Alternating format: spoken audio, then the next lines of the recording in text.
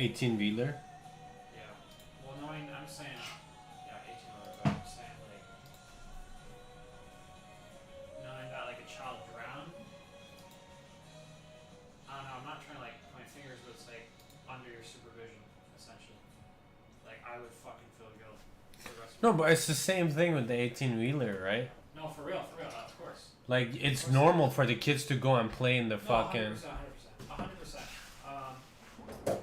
But it's like, there's no way it can't. Like, One time I crashed my dad's motorbike because I took my dad's motorbike key without his permission. bro, And then... knocked out cold. Okay. No, luckily, like, I didn't get hurt, but his bike was a bit... I mean, it wasn't like a special... Did you wait a week to tell him? What? How did he figure it out?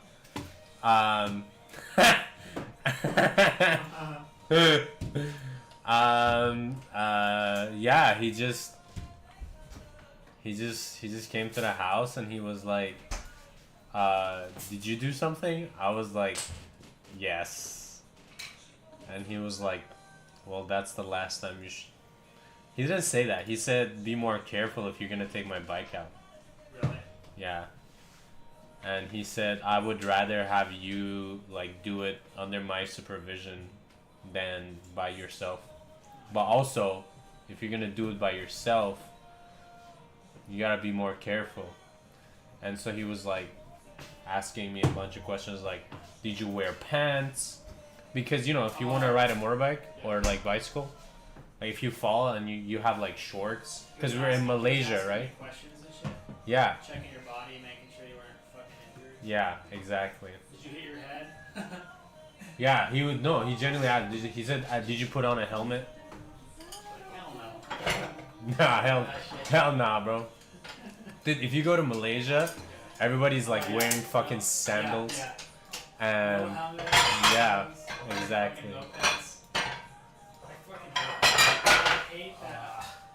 That's like my most disliked appearance of any country is like seeing exactly that. The people barefoot riding motorcycles and shit.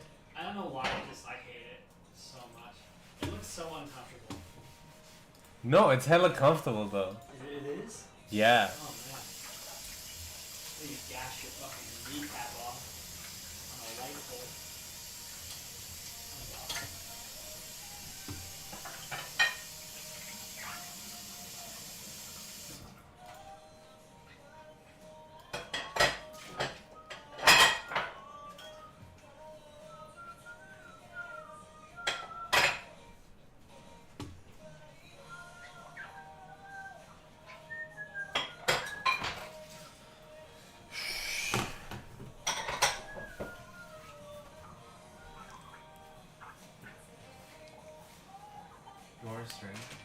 Yeah, I'm already streaming. Alright, I'm gonna get into business. Oh yeah, also I wanna set up the how do I set up my wallet, bro? Like for whoever that wants to put crypto, I can send it straight to Iran. Wallet? Sorry? I wanna set up a crypto wallet. Like, or my own wallet. For receiving money? Yeah. For receiving? Yeah. You need there's an extension called Phantom Wallet? Phantom wallet? Yeah. Get that. And then create an account on that. I think I already have. How about like Red Dot? I have Red Dot Pay. I have no idea what that is.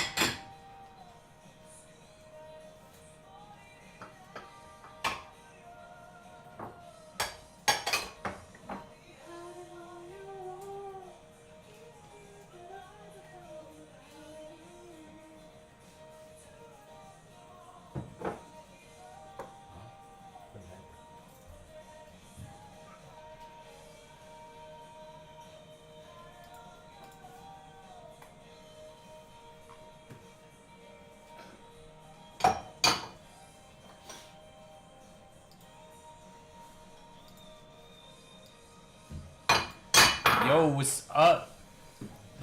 I've just been. Did you know it's Iranian New Year's today? Is it today? Yeah, 20th. Well, let me check what time is. Did they use the Gregorian calendar or the No, we use solar. solar? Yeah. Solar. I don't know. Is it called Gregorian? I don't know. Yeah. Is it? Yeah. Gregorian is solar. 11:46 p.m. on today. Today 11:46. Thank you. It's called Nowruz. Nowruz Piruz. Yeah, I was talking to my friend. Oh, actually, yeah, let me show you. Boom. So, I was able to get contact with my friend. I sent him a little bit of money. And he was able to send me these pictures and these videos. This is unreleased videos, like from my friend himself. This is not on any this is not on any news channel or anything. This is literally outside his house. No way. No, this is on his own phone. Like, you see how the quality of the picture is so good. It's because it's from his own phone. And then there's this video. There's a video. He recorded? Yeah, this is literally him driving by. That's crazy. Magbayad, mommy.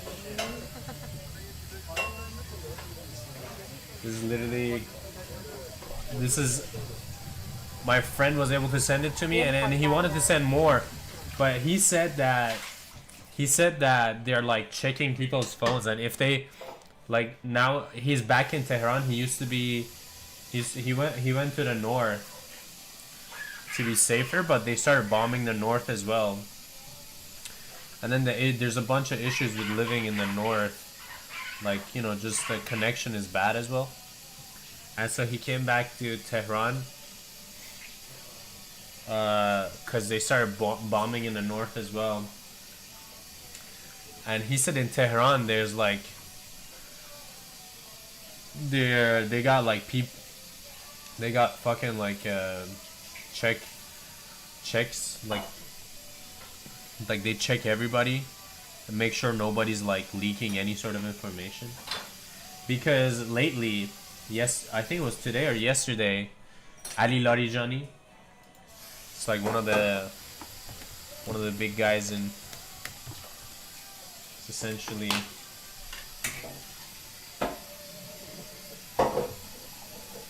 military officer and former speaker of the parliament, right? This guy got assassinated. Yesterday? Yeah. And so this is a very top player, right? So, you know, he got shot with his family, like, I think. No. Yeah, I Did think. get killed? Yeah. No. Oh my god, that's so fucked up. He just got bombed or what? Yeah, they got struck.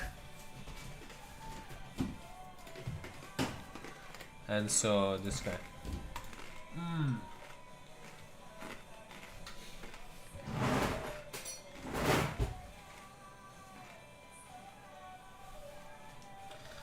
And there was a really, one of the, have you seen the new Tucker Carlson video? No. So somebody what was it? Hold up, Tucker.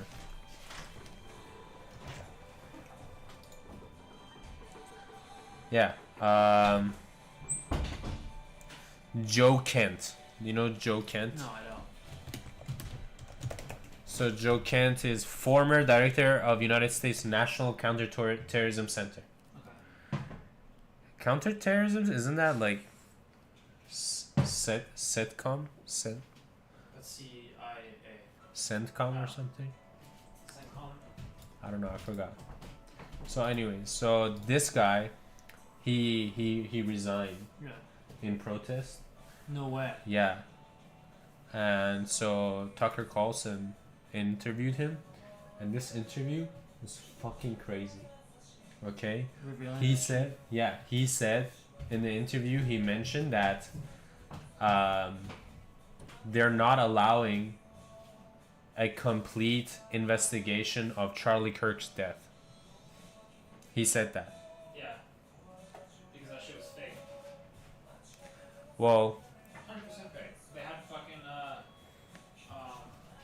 do you call it? They had fucking paid actors.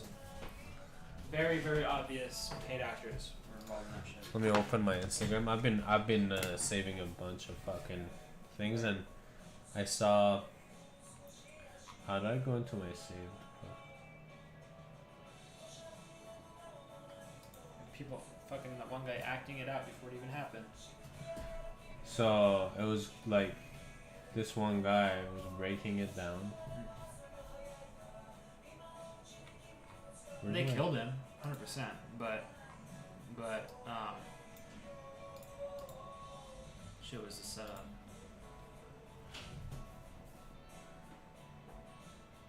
I got a bad business voice. Damn.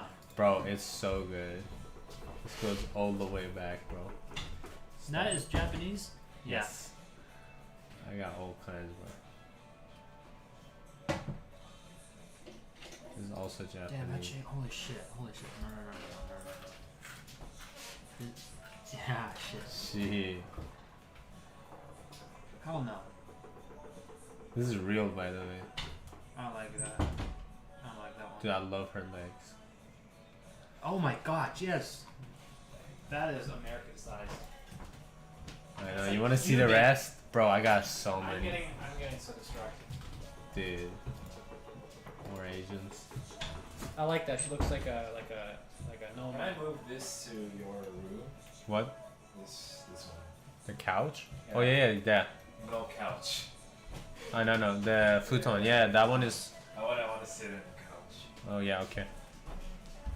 Bro, I love the Mizugi fucking outfits. That shit gets me so hard all the time. You wanna see this Mizugi one? Oh my god, bro, I got so many bad. It's so obvious what my fetish is just off of this fucking. Anyways, forget about fetishes. God damn. Okay, I'm getting way too distracted. What can I say? I love women. Alright. So them. Here, I wanted to show you this post. Come.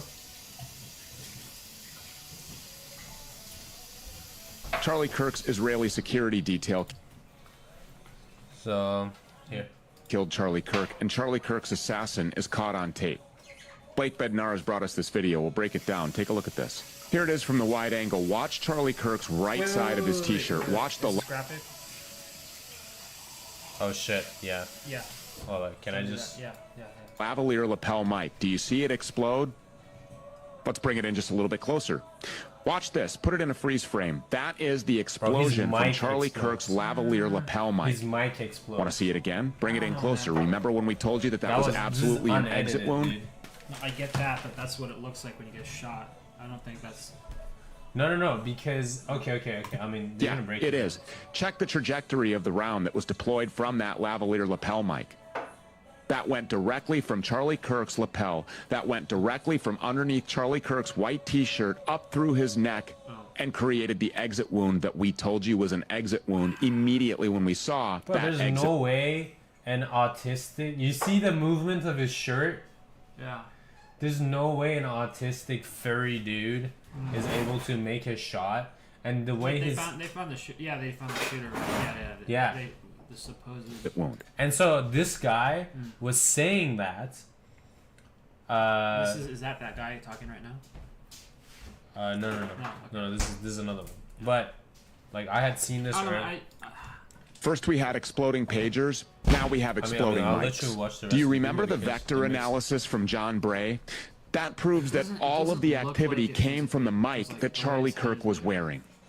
Remember the palm gun guy in the brown shirt, that shadowy looking guy with the sunglasses? Yeah, he pushes the detonator. Clear as day. This guy, hella sus. I don't know if you saw. I don't even know if this guy's gonna show the guy reenacting. The guy who literally reenacted. The guy who talked the last guy to talk on stage reenacted that exact emotion before. Oh yeah. I've also seen that clip of like the breakdowns. That was it for me. That's For the me, assassin. That is So that's the thing, indisputable. right? So this guy was saying that the shooter, Charlie Kirk's shooter, and President Trump's shooter, they both had a lot of online, like they were online, and there was like, it was weird because like a lot of people were talking about how Charlie Kirk is gonna get assassinated. Like it, and the thing is, like he said, well, you know, in normal investigations, like you have 99 leads, and yeah. like none of them pays out, but you have to check all 99, right? And he said they didn't allow them, even though like one of the biggest things that was really weird for him was the fact that the shooters, both in President Trump's case and Charlie Kirk's case, they both had a lot of online presence. Yeah. And so like they were talking to people, and so they didn't get properly investigated, and the FBI and whatever, they just kept saying no, it's done. Yeah, well, I don't know if you saw the one with Tucker Carlson and the guy who got assassinated's mom at OpenAI. No. You haven't seen that? No. Oh yeah, same What shit. is it? They totally What is it? OpenAI? OpenAI. Yeah, just search that OpenAI. Oh, dude, this is crazy. This shit is fucking crazy. You gotta watch this on stream. This shit. This one? This guy. Yeah. Watch this shit. Thank you very much. Watch this entire. Is this the one that Sam Altman like? That Sam Altman felt Like he they was just being went to his accused- house and they said Yeah. it's suicide, but it like didn't wasn't. Yeah. Did you watch that? No, I haven't watched this. Dude. I watched this one. I watched this one, Okay, like where he was watch- asking. Watch doing this. Okay, It okay. is insane. Thank you very much It's- for joining us. This is beyond insane. This is like So, My son, I owe this to him. Oh, yeah. It's Also in the unbelievable. It's unbelievable. video, cause Charlie Kirk, Yeah. like Tucker Carlson was very close to Charlie Kirk, or Was Tucker he? Carlson really cared about Charlie Kirk, and Really? they spoke on many times, and especially because you know, Charlie Kirk was like a very nationalist. He was like America First kind of guy, and so Is when Tucker this, is Tucker Carlson also America First kind of guy? yeah, Really? yeah. So when he mentioned that, oh yeah, that the like, they told us to stop, even though there were leads into Charlie Kirk's assassination, but they didn't allow us to continue. When he said that, Tucker Carlson visibly was shook. Because he was close to Charlie. Yeah, but also like, you know, like imagine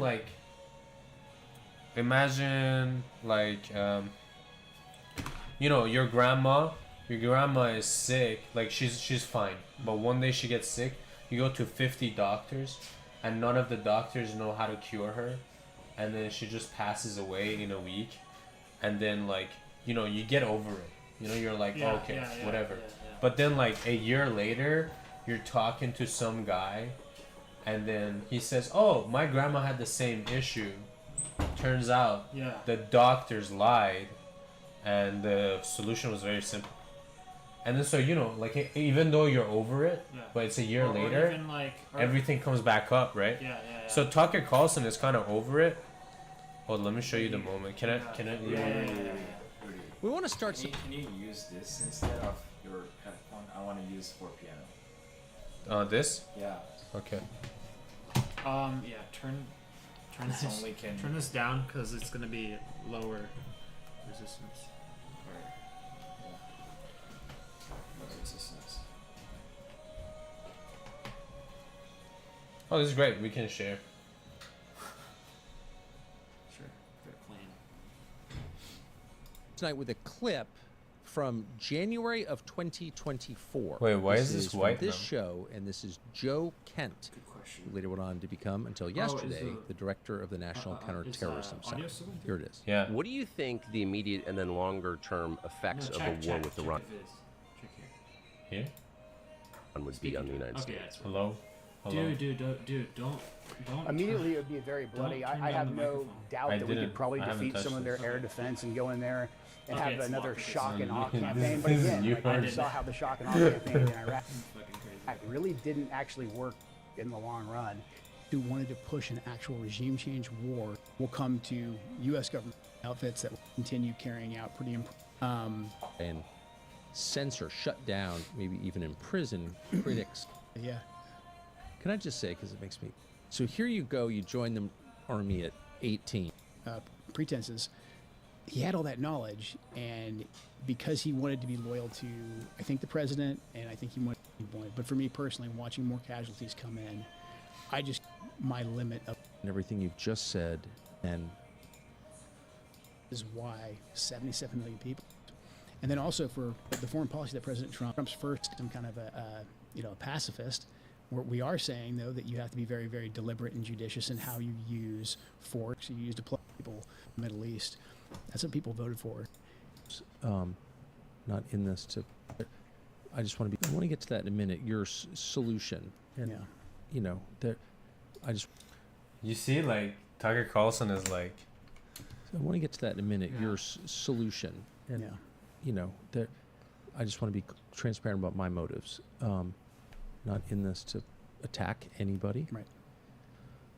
I'm concerned to the point of agitation about where this is going Mhm. and its effects on the United States. Online Extensive footprint, one. and he was talking Yeah. to people. here. We think Merchant and the we know the CHS was talking about the human source that the FBI put at Merchant. They were talking about, hey, we could kill the president potentially with a sniper rifle, but then they arrest him. 2 days later, Butler happens, and Crooks, according to the official narrative, anyways, is an enigma. We don't know anything about him. We can't get into his devices. If we did get into his devices, maybe there's nothing there. No more questions are allowed to be asked about Thomas Crooks. The DHS IG is currently being blocked from investigating Butler as well. That's out in the media. That's all well known. Your investigative journalists found that Crooks did indeed have an online persona, Quite an online extensive footprint, one. and he was talking Yeah. to people. So Yeah. it's like, why aren't we investigating this? You know, I mean, if An attempted murder of a presidential attempted candidate? murder of a presidential candidate, and then there's another assassination attempt. There's been multiple public breaches of President Trump's security over the was he a last presidential year. Him?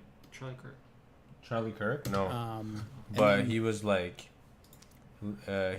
he was leading, he was the leading Republican, like, whatever, youth, something. It's I a don't data know. point. It's a data point that we need to look Yeah, into. I mean, yeah. What do you mean, in the media several months ago that Is to a little bit more? What were you told was the reason? we were more in activity. Basic. How did he get basic. there? Just from my perspective, now, Can't prove. not without saying anything specific, there was more work for us to do on the potential of a foreign nexus. Again, not saying there is one, but we had more work to do, and we were blocked from doing that. You see, he says we were blocked from looking I into can't, it. my heart is... Yeah. We had more work to do, and we were Because he's talking about the Charlie Kirk one. himself in, Yeah. and his fingerprints were on the gun. It was basically pencils down. Utah has the rest of it. There's nothing else to see here. And you know, I'm over there thinking I'm They had the in fucking crazy town, saying fingerprints like, on the no, we gun. have all these different leads that we need to run down. Just from my perspective. Now, the people who had But prior sorry, knowledge, they I think, I found- I mean, they believe found most the of guy, them. right? Yeah, they found the guy with his fingerprints and everything on the gun. Yeah. And they were like, oh, case closed, done. Yeah. And he's saying there were more leads we could have gone into. Because the guy Like was his talking to so many people. And Were they just American didn't bother citizens, with so it. that would be on the FBI to go run down. No, they shut it down. But again, not without saying anything specific, there was more work for us to do on the potential of a foreign That's nexus. crazy. Again, not saying there is one, but we had more work to do, and we were They didn't bother blocked going from into his doing accounts that. or anything. I can't. My heart is pounding listening to this.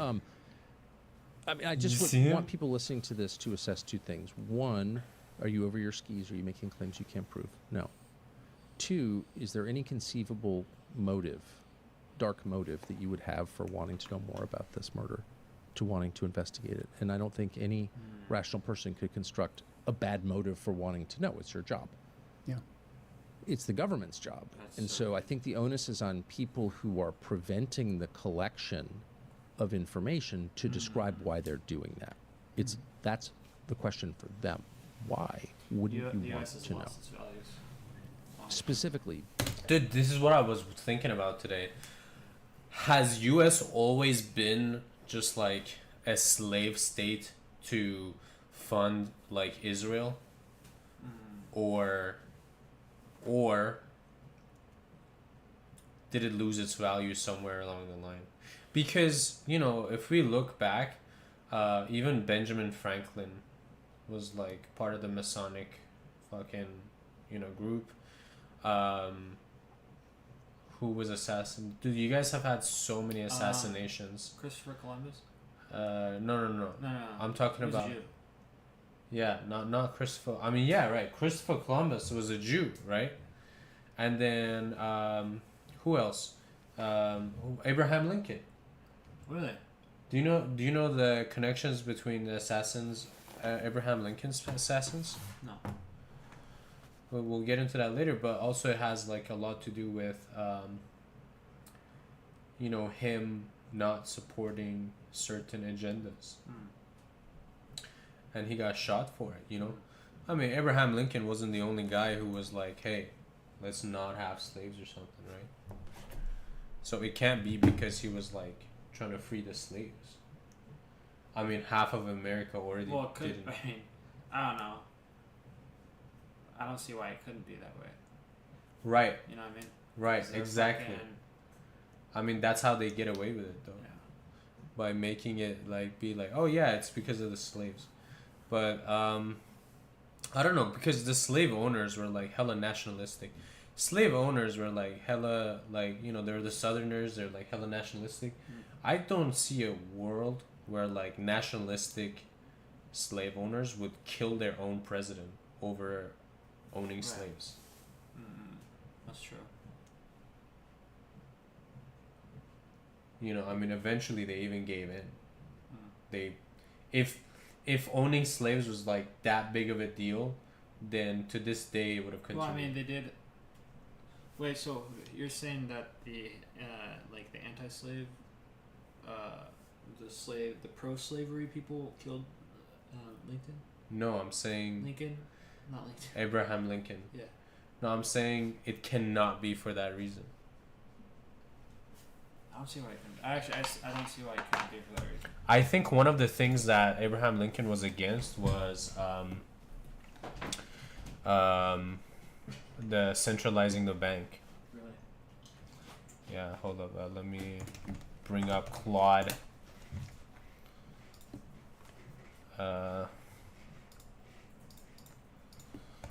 Was Abraham Lincoln? How do you spell Lincoln? Is this Lincoln? He was actually a strong proponent for it. He wanted it. Centralizing the bank. Yeah. Sounds like he really wanted it.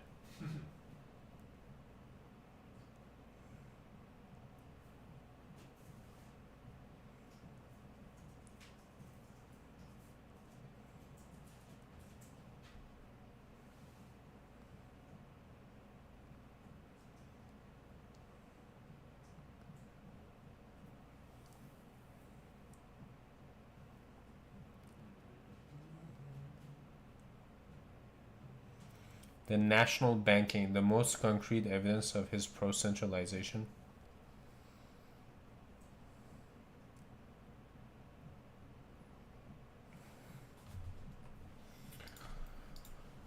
Okay, so but I'll look into that and see like what I'm remembering about his connections to things. But that's so it's insane that like I was thinking like when did America was not for Americans, Right. Never. Because you have to understand, okay? America, like the gold that was backing the American currency was Jewish gold. Like it wasn't just Jewish gold, it was Zionist gold. The same people that advocated for Israel, got Palestine from the British. through the, what is that pact called? Through the, yeah, after World War One. Those same people are the ones who transferred all the gold to America. So, like, you know, the American currency was backed by Zionist gold.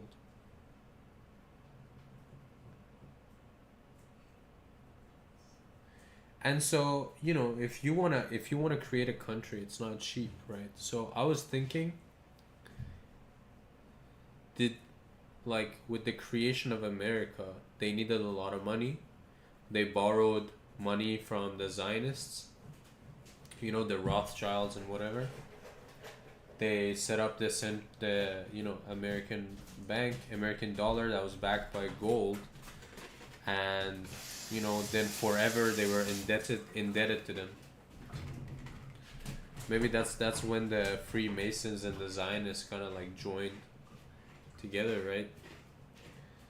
The Freemasons wanted to build America, and the Zionists funded it, and now you have a whole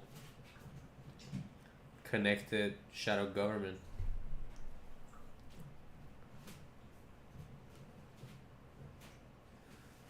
Fucking freaky. Yeah, I think at some point, dude, I was thinking about it. I was thinking a lot today, and I was like, okay, you know, maybe one of the reasons America got off of like the gold standard, besides the fact that they wanted to back it up by oil so they can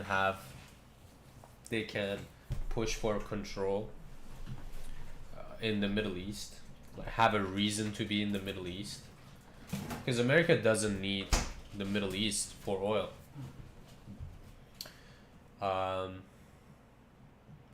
But if you're gonna, like, you know, if you want to back up the dollar on gold, right, then, you know, if you want to use the same idea of backing up the dollar with the gold as they have with backing up dollar with oil, then America should have like invaded every country for their gold. But they didn't, right? At some point they got off gold, maybe because the bankers wanted their gold back. They wanted their money back. And so America was already in debt, and you know, they had to pay back their debt, and so they took themselves off of gold, which is AKA paying back the debt and then getting on oil so they can pay back the interest. You know what I'm trying to say? Am I cooking, chat? Am I cooking?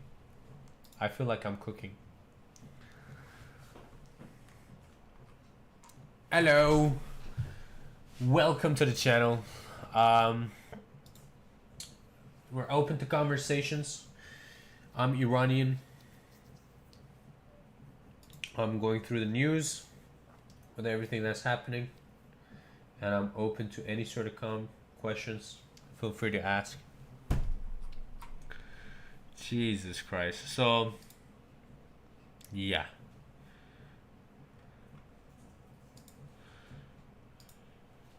It'd be crazy like that. Anyways,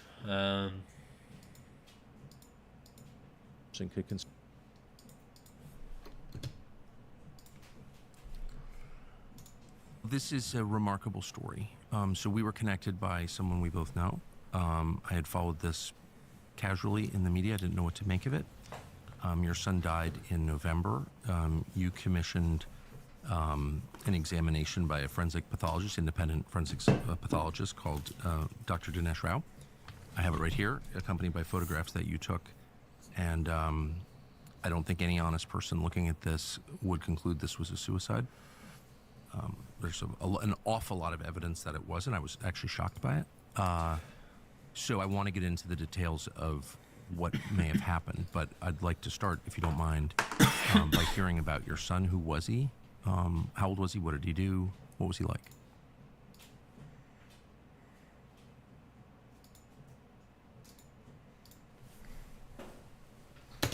Suchir was a prodigy. From birth, we knew he was gifted.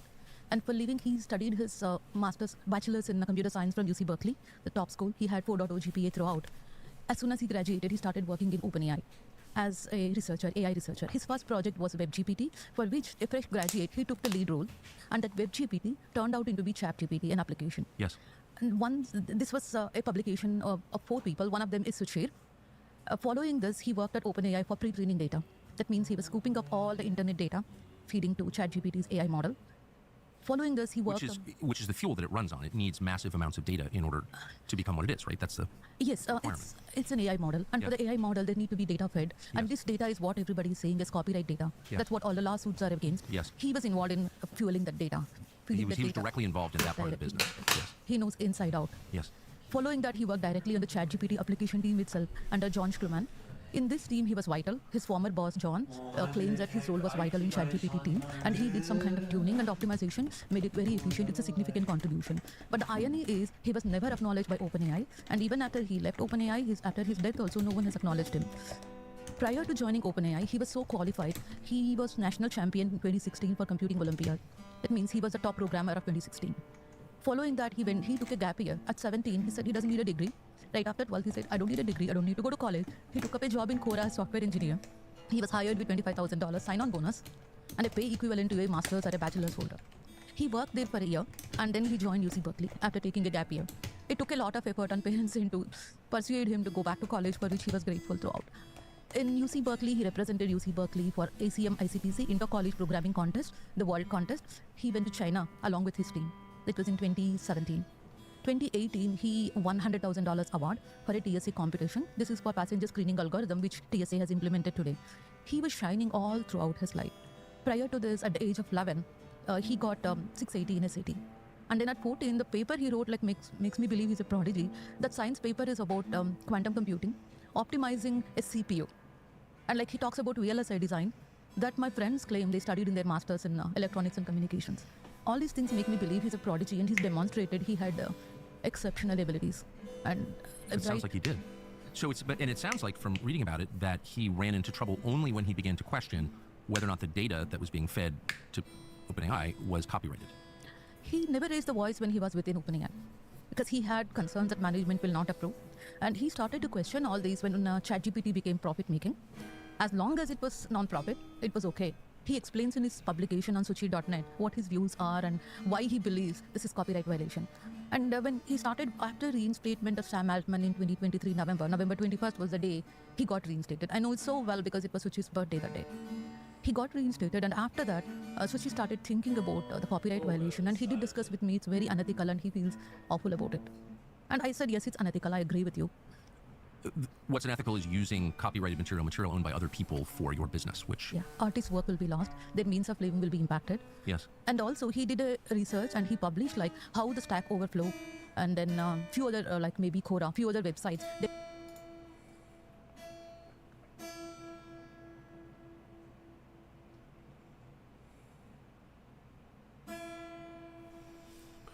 Bro, it's like 2 a.m.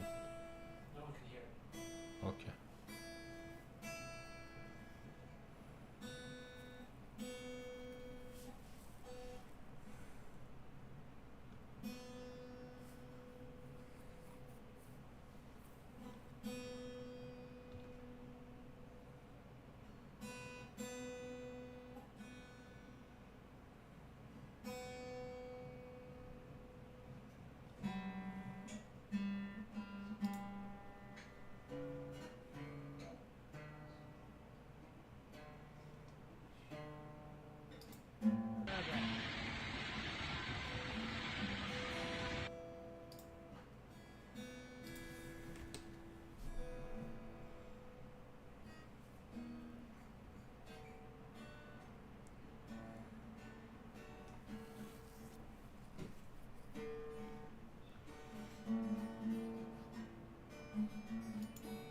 בתי זיקוק בחיפה. אלוהים ישמור. איזה בום היה, חבל על הזמן, יש שם...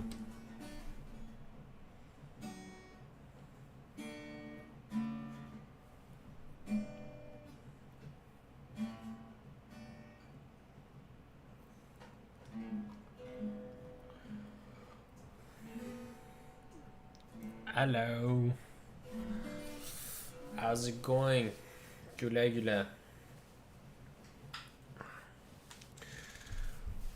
Today is spring equinox. Today's gonna be Iranian New Year's. Nowruz.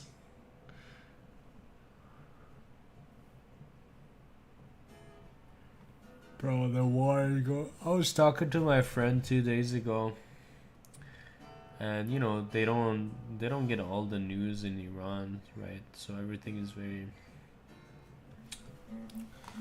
you know, it's a bit one-sided, right? And you know they don't have the outside sources. So I was asking me, hey man,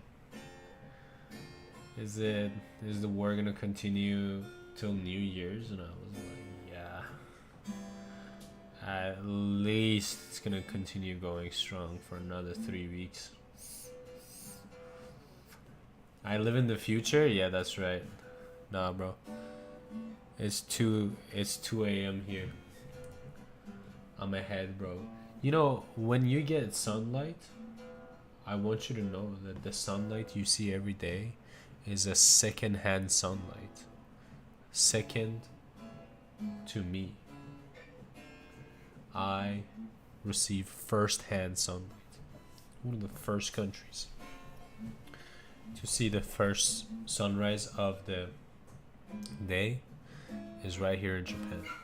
So yeah, enjoy all the second-hand sunrises and sunshines.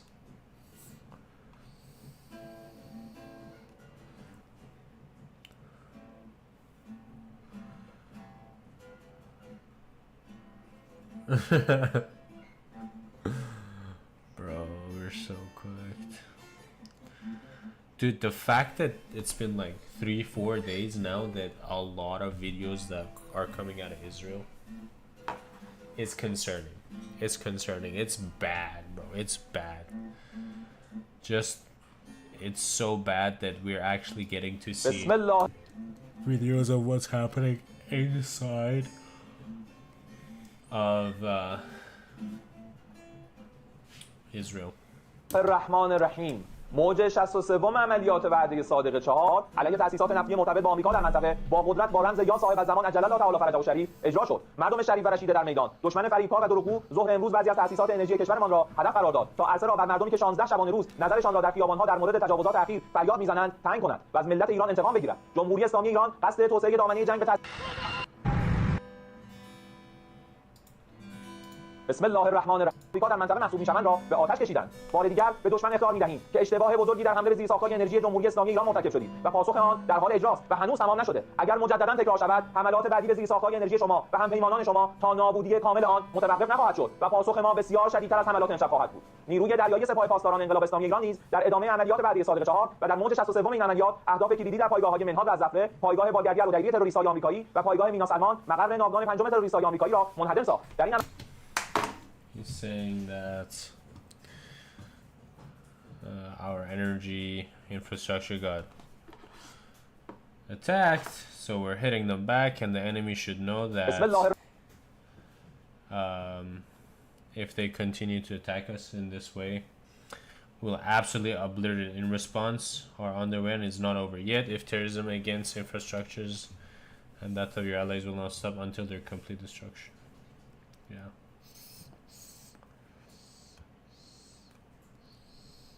Yeah, that's what I mean. Since 2 days ago, we've entered a completely new phase of the war. Things are escalating. The thing is, even if they open the Strait of Hormuz right now, with all of these infrastructures that have been destroyed, there is nothing to take out. Like, sure, the ships that already have resources on them, you know, the ones that haven't been shot, yeah, but then what about after that? It's gonna take at least a good year to get everything running back up again. We're so quick.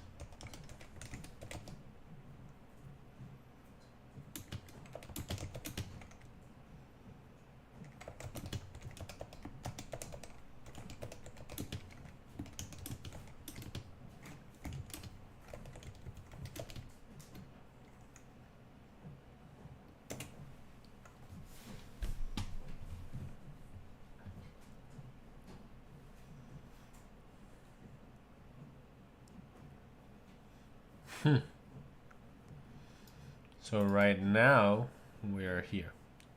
Oil refineries are severe structural damage, fire damage.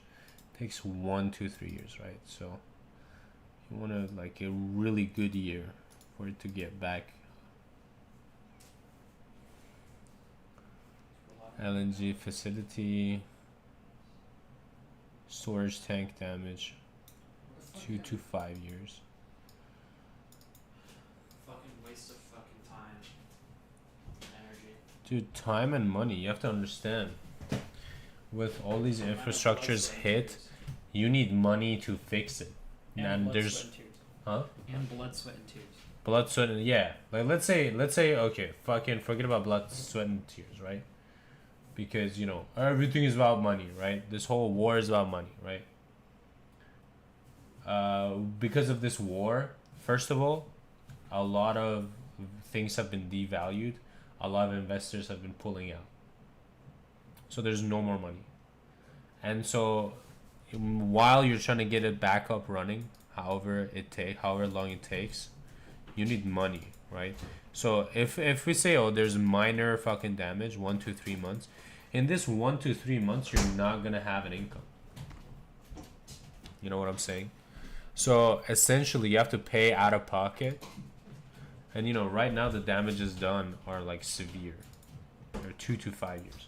So you need a 2 to 5 year investor, like an investor or sponsor, to pay 2 to 5 years worth of like, you know, salary, the blood, sweat, and tears of, like our friend said earlier, to pay for people's blood, sweat, and tears, to get the infrastructure up and running, to then start making money, to then get it to pay for itself.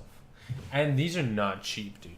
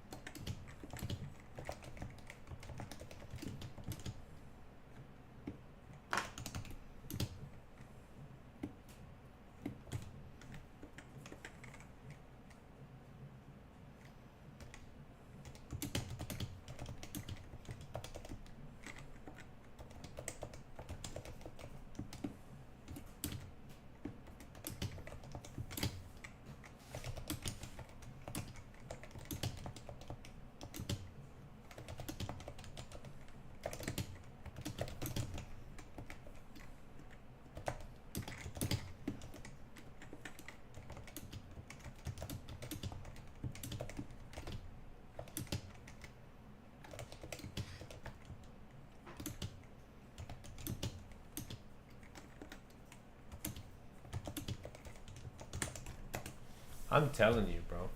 I think the new age oligarchs pushed for this war because they want to get people off of dependency on oil. Because the only way you can convince people to not use oil is by forcing them to not use oil.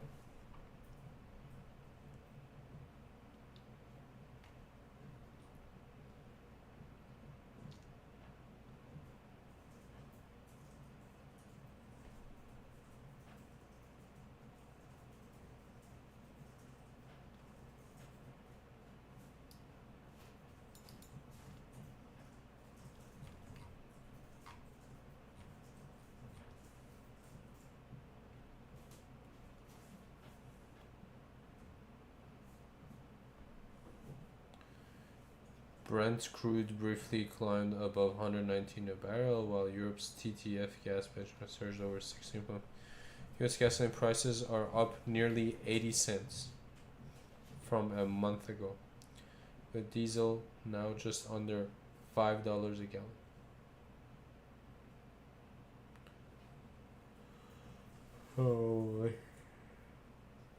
Oh my god, bro. Well, according to AI, it will take Qatar 2 to 5 years to recover. Iran 3 to 7 years. Saudi 6 months to 3 years. UAE 3 months to 2 years. Kuwait Qatar got fucked. 3 to 12 months. Huh? Qatar got fucked. Qatar? Yeah, Qatar was one of the first countries to What go. about Israel? Israel? 10 seconds. No, Israel is worse because Israel is taking most of the heat. Here. So, severity is high. Qatar is catastrophic. Saudi, it says moderate to severe, but I think it's severe right now. UAE, so you see, it says for UAE, it says unknown or moderate. That's because they don't, like, you know, sources are very varying. I don't think the AI will be able to pull up information on Israel because Israel just refuses to share. Those aren't their DNA tests. Hi-Fi refinery, primary oil refinery. Yeah. So today the Hi-Fi refineries were hit. Ashod power. Yeah, so the Hi-Fi refineries were hit earlier today, or rather for me yesterday. Okay.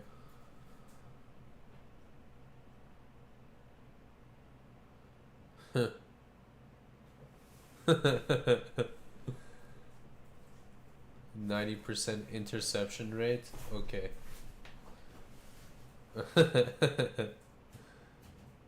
Risk of energy infrastructure being targeted. Bro, we're so cooked. Oh, fuck, dude. Anyways, I just wanted to do a quick stream to say I'm alive.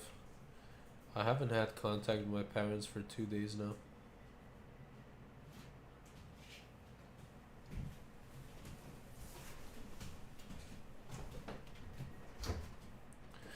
Trump says the US and Qatar knew nothing about the attack on Iran's South Pars gas field. He says if Iran doesn't stop attacking gas facilities, he'll bomb the entire South Pars gas. Trump knew very well. Who else would have helped them with? Hold on. Israel, out of anger for what has taken place in the Middle East, has violently lashed out a major facility known as South Pars gas field in Iran. A relatively small section of the whole has been hit. The United States knew nothing about this particular attack, and the country of Qatar was in no way shape. So at this point, Donald J. Trump is just begging. It's like begging, hey, it's all Israel, stop pulling us into this. Earlier today, I was watching a YouTube video, and on this Iranian guy, I really like this Iranian guy, and you know, he lives in he grew up in New York essentially, and you know, and he's very educated about, you know, he's also lived in Iran, right? And so he put it very nicely. He said like what happened between Iran and America, specifically Trump and Iran's That's very strong. government Strong. was just a misunderstanding because Wanna taste it? I did. You did? Yeah. A little bit. It was really strong. I mean, you know. so Trump just wanted to get rid of you know Obama's legacy, right? For you? I mean that's basically, you know, he used North Korea as an example. If it's like too diluted. He said yeah, with it North doesn't Korea taste whiskey. for 2 days we thought, So, yeah, you know, we're it's about to ice go to cream. war, nuclear war. It's just But then it didn't happen, and water, yeah. he later on became Just, the first sparkling American water. president to go to North Korea or something, and it was really chill. So it's better to have. But like, with Iran, yeah, thick. they were really tired of all this. Whiskey taste with like small I amounts go of to like, my you know, Nice. rather than a lot of amounts, but it's diluted. Yeah. where's my fuck shit. That would get you drunk. Well, it might get you drunk if you bust it on. Yeah. America and Iran. Yeah. I've been to the museum. Not He a bridge, tipsy. so to speak, between the country himself. No. He wasn't actually, as I was more needy as the tipsy, but, Qajars were. Clips that they pass around to that Yeah. would accept that. Khomeini, who I don't think was an Ayatollah at the time, definitely wasn't the supreme. An embassy takeover has happened, and I don't think before evil, and then everything started to go downhill. So whatever kind of flash in the pan hope we had in the 90s with the reformists, But I speeches he can't- gave saying Bin Laden was at the Pentagon. Still. I was there. I can't prove Yeah, this. I have. That he heard from someone who knew this Yeah. person, that he had hired an Iranian My American brain's who was still studying and working, teaching. so. Maybe he thought that he would have that with Iran. 2 days on Twitter. And then, so he Here. tore up the nuclear deal saying it was a bad deal. And the commentators who didn't understand that about Trump yet said it's a Trump, right?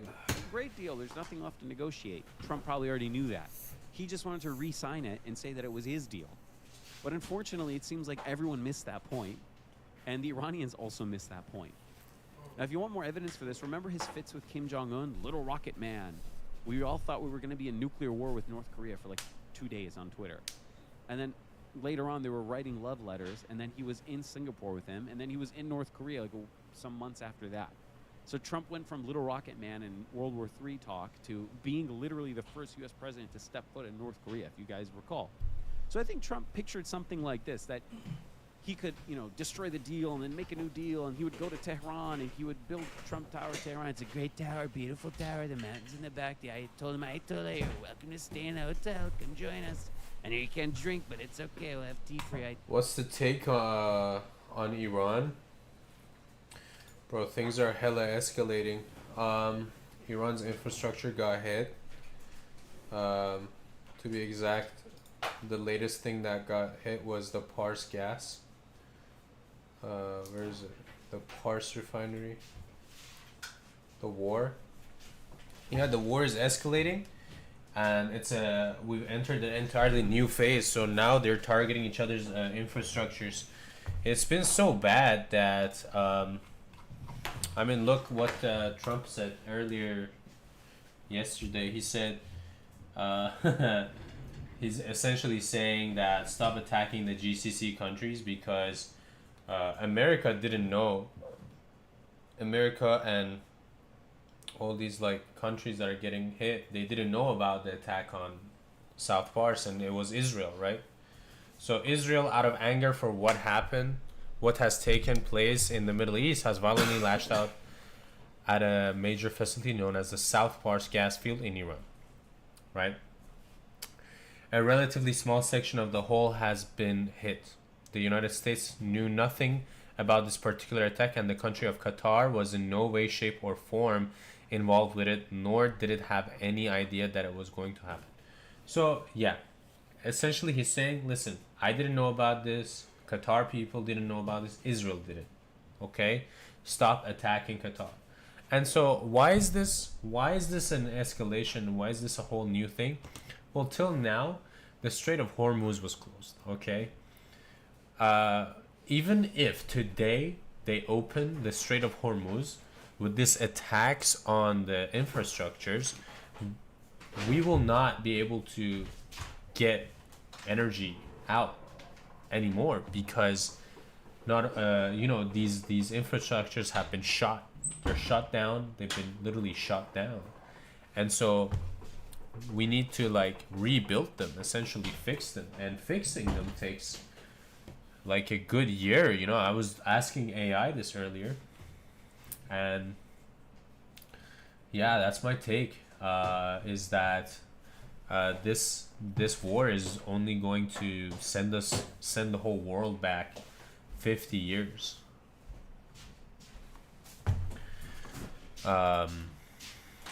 Also, I'm Iranian, by the way. I don't know.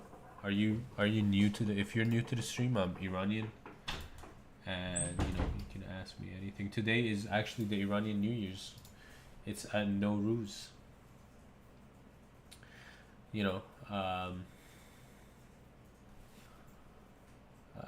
Yeah. So I had my friend who called me 2 days ago from Iran. He was using VPN. We were able to talk for like 10 minutes. And he was asking me, because, he's in Iran, right? They're not getting the outside kind of view of, they're getting, like, they don't have the whole picture of the news. I mean, to be fair, like, not even Europeans have the bigger picture, right?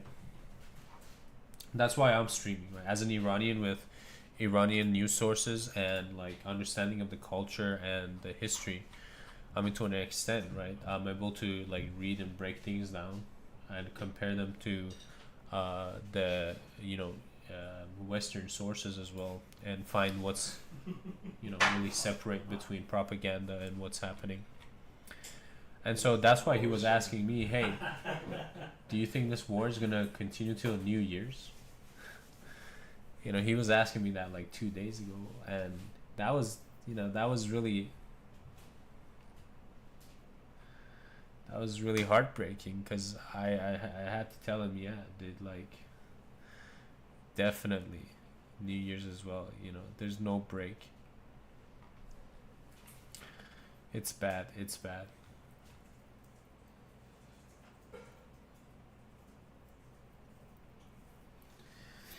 I mean, the fuck, dude. I mean, if things keep escalating, because the NATO countries do not want to get in. Nobody wants to get involved in this war, dude. Nobody wants to get involved in this. Nobody wanted this war, dude. And so earlier today, right? So that's, I don't know when you joined in to the chat. 2:35. Okay, 5 minutes ago. So were you here when I was like? So this guy had a good take, where he was explaining what happened between Trump and the Iranian government, right? Where, like, Trump was just, like, trying to say, oh, I did it, right? So that's why he tore up the agreements that they had with Iran. I can get a better deal. And so, the Iranians were tired of making deals. And so, things just went bad. And then, yeah, things just kept getting bad and worse and worse. And I think the Zionists used this situation to just keep digging the grave and push Trump to do this war. I mean, they literally pulled the Americans into this war by starting the war. I told her, he's a great guy. He's a tough guy, rough guy, but he's a good guy. So, where are you from, my guy? Welcome to the chat, by the way. Let me know where you're from. And what Iranians have you been speaking to? Because not all Iranians, unfortunately, not all, like, Iranians are, dude, speaking to Iranians is very weird at the moment. Especially Iranians that are outside of the country. Because Iranians that are outside of the country, a lot of them are very involved in this one-sided diaspora of, like, anti-IRGC diaspora, where, like, anti-RGC, anti-Islamic, anti-anything that is like Iran right now. I don't think they had to push them into it. That 60% enriched uranium didn't fall out of the sky. Bro, enriched uranium is like whatever, dude. Everybody has enriched uranium today. Fuck, if I go on the black market, I could get myself some enriched uranium. The thing is, right? Iran does not have nuclear weapons. They just have enriched uranium. That's not the point. Okay, what's the point? Because I've heard people say that all the time, but let's be honest, dude. Iran was allowing the IAEA to come and check everything. There was no intelligence that Iran was building a nuclear weapon. they're just using it for electricity. Or maybe, you know, Khamenei would come to Washington, D.C. and New York. He would go to, like, Fifth Avenue, go to Trump Tower, and look down at the skyline. So maybe he thought that he would have that with... They don't have to have weapons. Those are trivial.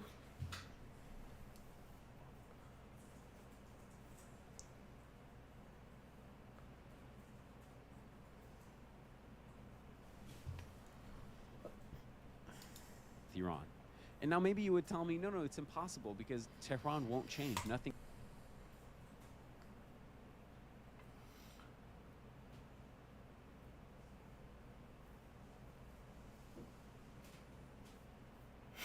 Well, I mean, that's the idea, right? The idea is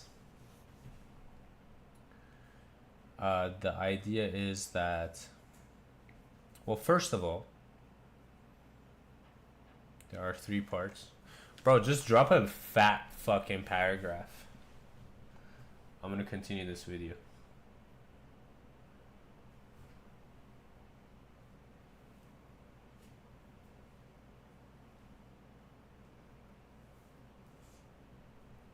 Think about the relationship will change.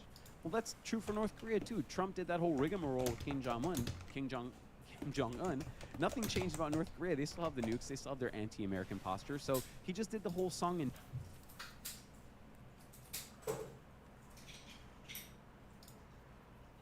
So, you want to build a nuke, eh? Well, for that, you'll need some uranium. Uranium is a radioactive element. It has many uses, including curing cancer, generating power, and making people immediately stop fucking existing. Anyway, once you've mined some uranium, you'll need to enrich it. Why? Because isotopes. If you vary the neutrons in an element, you get different cosplay versions of that element. And the version we want here is uranium-235 because it's good in bombs and shit. So it's off to the centrifuges for some whizzy fun time, and soon you'll have shiny apocalypse cookies before you can say nuclear holocaust. And if you're still serious about building this thing, we'll need to talk about fission and fusion. Thanks to this smoking hot piece of physicist booty, we now know you can make a little bit of mass into a lot of energy. And one way of doing that is via fission. Fission is when you give big atomic nuclei... Okay. So you're saying they had 60% enriched uranium? But that's also not the point, right? They have 60% enriched uranium, so you have to invade them and bomb their infrastructure? That's insane. They allowed... Iran allowed regular IAEA checkups. Not even regular, like fucking whenever they want. And so having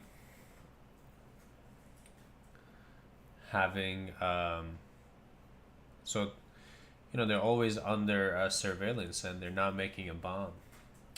And hold up, I'll read you paragraph right. And what was I even gonna say? Hold up.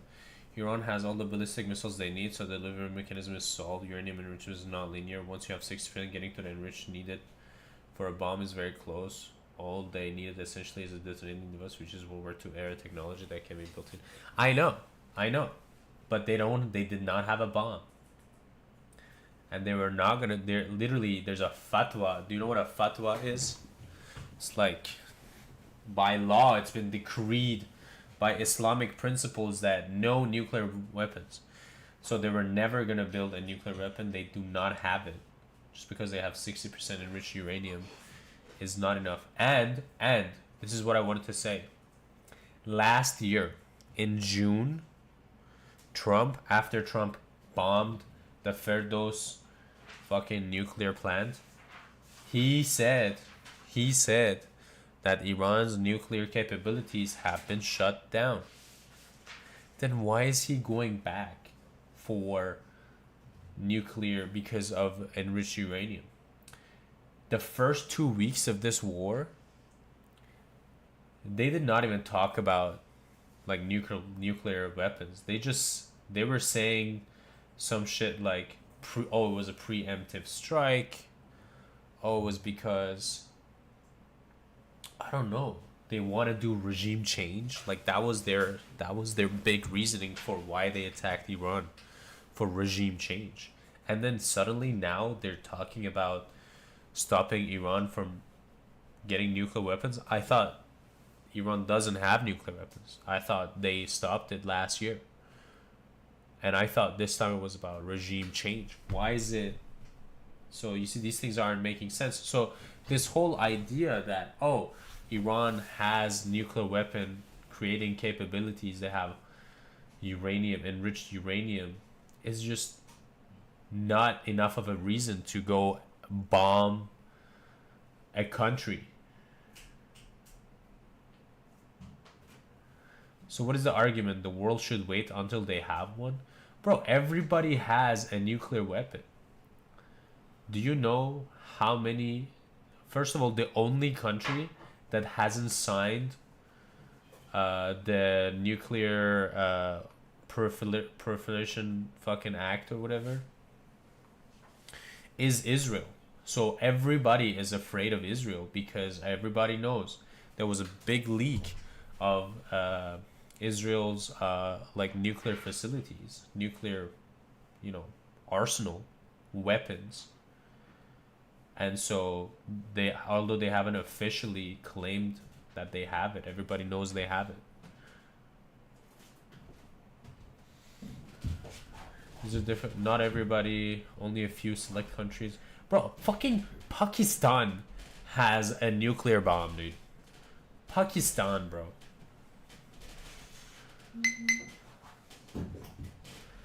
Yeah, well, if you're gonna let fucking everybody have a fucking nuclear bomb, then fucking Russia has nuclear bombs, America has nuclear bombs, Pakistan has nuclear. Let me just pull up, dude.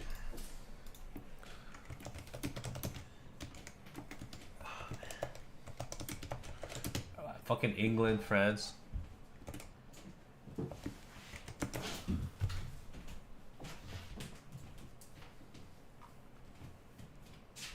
It's not a few, bro. It's like literally, I think it's more than 20 countries, bro.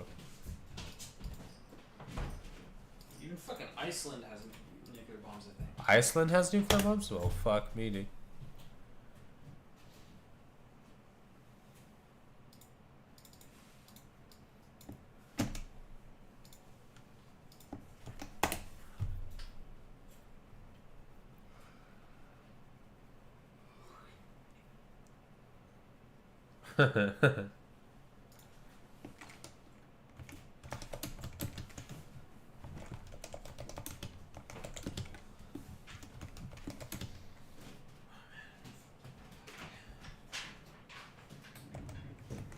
Oh, I didn't add the nuclear in it.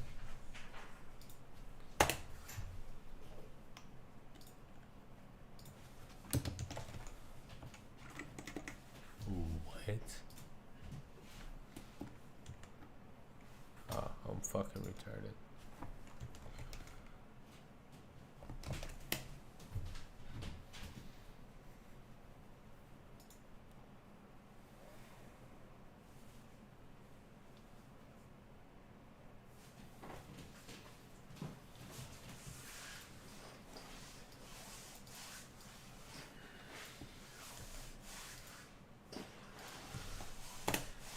I gotta double check, bro. The United States, Russia, France, China, the United Kingdom, Pakistan, India, Israel, and North Korea. Yeah, well, Lebanon was gonna make one. Sorry, was it not Libya? Libya was gonna make one. Was it Lebanon or Libya?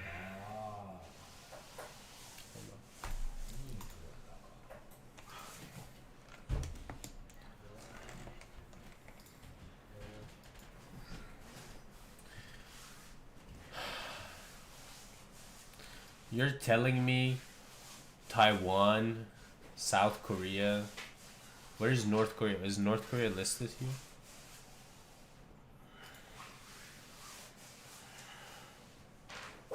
Okay, North Korea is listed too. Okay, well, I mean, if Israel is... wait, is Israel also listed? Okay. If Israel's gonna have nuclear weapons... So, okay, no, I mean, explaining the. I mean, these are facts I know. You know what I'm saying? We're not argue. Are you saying argue in like a negative way? Because these are things we need to talk about. Because this war on Iran was just totally uncalled for. They started the war by saying it's regime change because they were able to stop Iran's nuclear capabilities last year. But then they started negotiations earlier this year, and then Israel attacked for the second time mid-negotiation. And so what I'm trying to say is that, yeah, I'm not, whatever, dude, if you're chill. My guy.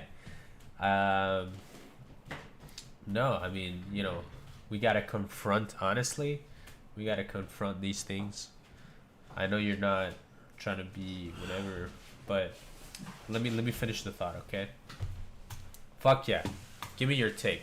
Because, you know, one thing I've been realizing more and more this past 20 days that I've been like really doing all of this is that the facts are not the truth because they don't have morality. You know, facts are just facts. I can say like, you know, I can spin facts however, but we will never reach the truth like that. And the truth is that this war is not about nuclear weapons. It never was. This might be harsh. Is it gonna be harsher than the war, dude? What is it gonna be?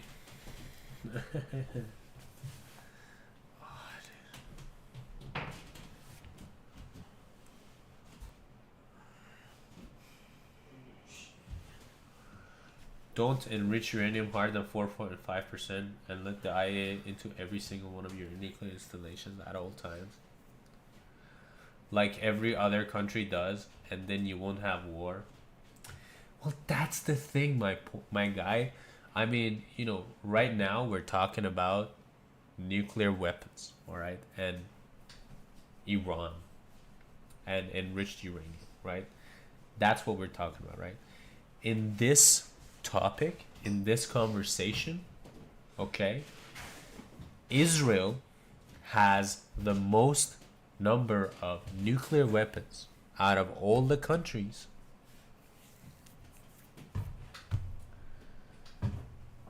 Okay, maybe not the most, but they have. Like the guy who leaked how many Israel, how many. That was a stretch. Huh? That was a stretch. What was it? That was a stretch. Yeah, because I looked Israel up has the and most nuclear weapons Russia ever. has 5,000, dude. That's insane. Why the fuck does Russia need this many nuclear warheads, bro? United States has 5,000.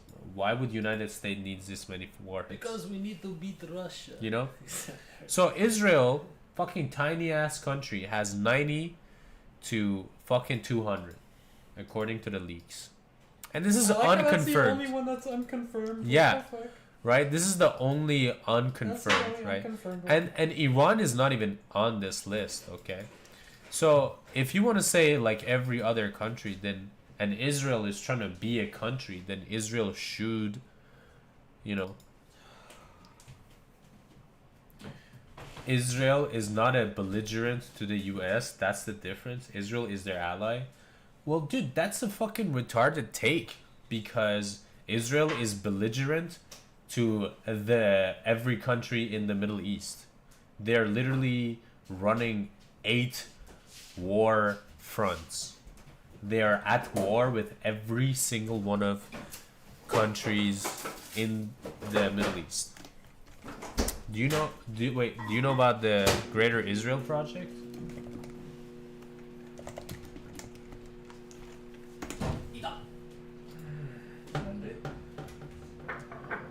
See, but fuck the Abraham Accords. That's what I'm saying. Abraham Accords is crazy, dude.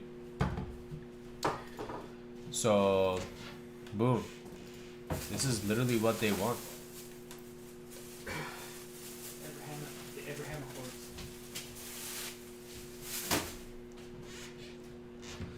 this guy has been saying he's the guy who pulled America into the Iraq war, and Iraq didn't have anything to do with 9/11. And then they pulled Syria, Lebanon. It was actually Saudi Arabia. Yeah, it was actually Saudi Arabia. Israel isn't bombing randomly, they are bombing Iran proxies. Israel isn't bombing randomly, they're bombing Iran proxies. Well, that's the same thing as what they're bombing Iran proxies. Bro, you gotta be joking. They're not bombing Iran proxies, they're invading. They're invading these countries. They're invading Syria. They're invading Lebanon. They're invading they run a whole genocide on the Palestinians. They wiped Palestine off of the map. Right? The only Palestinians left are in Gaza. And like whoever's is not in Palestine. So, but Iran isn't running a genocide. Yes, the south of Lebanon is full of Hezbollah. Okay. And there's ISIS everywhere. Shouldn't like, the leader of Syria is an ex-ISIS it's an ex-ISIS member, dude. Why would they put an ex-ISIS member as the leader of Syria and then invade Syria? That's insane.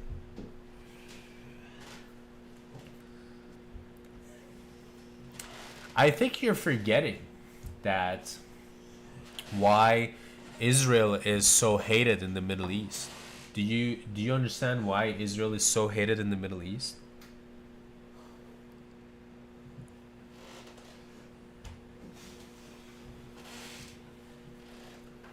And it's not a religious reason either. It's not like, oh, they're Jews surrounded by Muslims. Whoa, whoa, whoa. That is bullshit. I've heard that multiple times, how Muslims hate Jews. That's a lie. In fact, I would say It's the opposite. Yeah, it's the opposite. Muslims are a lot closer to the Jews than they are to Christians. And and I'm talking about back in the prophet times, time of the prophets,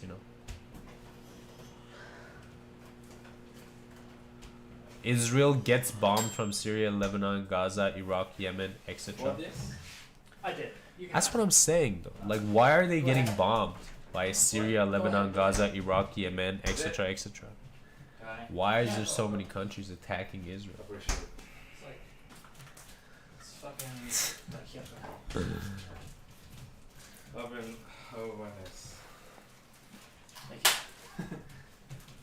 That one's good. Yeah? It's not so good. You can't open a single NATO. Oh, okay, you got it. The size Fucking is good. 20 minutes. That size is good, yeah. The expulsion of Jews after the founding of Israel from almost all Muslim, Middle Eastern, and North African countries kind of show otherwise. What expulsion are you talking about exactly? Are you talking about like what period are you talking about? Because the Jews were not expelled out of Israel or whatever. The Jews were not expelled out of there was no Israel. Are you talking about like Jerusalem? Expulsion of Jews from Jerusalem and Palestine? Or like, back what period, right? Because I'm talking about like post World War II, specifically post World War One, because post World War One, the Jews were chilling. They were chilling with the Palestinians. They just, they started like annexing lands, and the Palestinians, they're just fucking like, they didn't have any sort of like written thing, right? So the Israelis today, they were making deals with the Ottomans, who, like, on paper owned the lands in Palestine, but not really, because they don't even fucking go there, they don't even live there. But then the Arabs that were living there, multi-generationally, by the way, just farming and, you know, just, you know, they're desert dwellers, they're desert dwellers, you know. They don't have paper for the land. They just have, you know, they just be doing, people just know you. But then, you know, when the Israelis came in, you know, they used their connections and stuff, and, you know, they bought it from the Ottomans. So, you know, it was basically, Palestine was systemless. It didn't have a government. It didn't have a system. So that's why the Israelis today, you know, the Jews back then who wanted to create Israel as a country, as a national thing, back then, that's why they kept getting the Ottomans and the British involved, because Palestine didn't have a government. It wasn't even a country. It was like not even like it was an area, you know what I mean? Like, sure, this was the land of Palestine. You know, it always has been. That's the whole point of Middle East, right?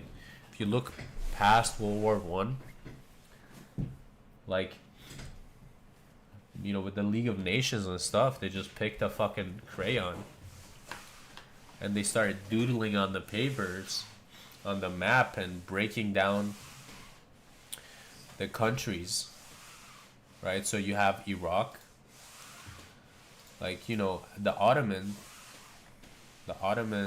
had found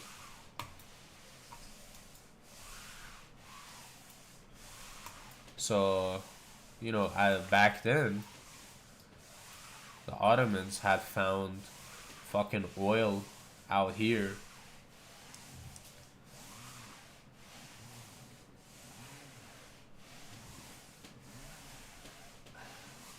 Their exodus after 1948.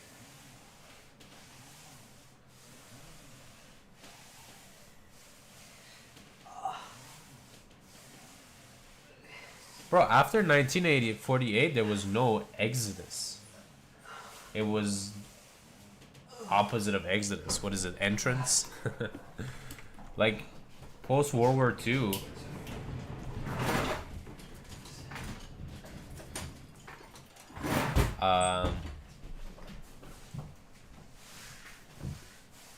because of Hitler and Germany, right? So many Israelis escaped Europe, and not Israelis. So many Jews escaped. Yeah, exactly, right? So Muslim countries to Israel, right.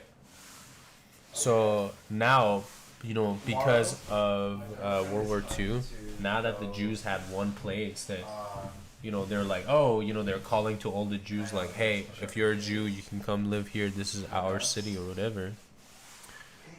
You know, like, the Jews She's concerning about, like, were, you know, they're not really good at integrating, especially the Jews that create, not all Jews, right, but the Jews that created Israel today. They weren't good at, like, and, you know, it's very hard to manage the Jews, you know. If you have Jews in your country, it's really hard to manage them. And so, you know, everybody was dealing with the Jews, especially the European Jews, right? And it's and you know, they started calling on to the other things, and now everybody was like, okay, so this land is for the Jews, okay, well then, you know, send them all to their homeland. Going on too much? Yeah, and, like, have some break from work. Me? Yeah, dude. So You can't say anti-Semitism towards Jews from Muslims and Christians is very well documented, because the contrary is also true. it's pretty near. it's very well documented how the Jews also hated, everybody else. So it's like,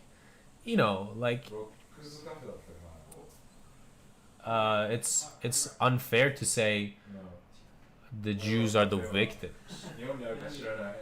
I mean, I've looked through all the history, and whenever the Jews were in power, the minorities were like Muslims or Christians, or whatever. Yeah, I mean, we started the conversation from why Iran shouldn't have enriched uranium 60%. And I'm saying that, Israel has, and Israel is a threat in the Middle East to the other countries, right? I mean, look, Israel is forcing a regime change in Iran. That's crazy. That's crazy. Why would they want to force a regime change? And they're causing a whole genocide in Palestine, right? I'm not even talking about like Hezbollah, whatever. It's the genocide of Palestinians is undeniable. There was no two-state solutions. They did not agree to a two-state solution. So that's why, like, imagine,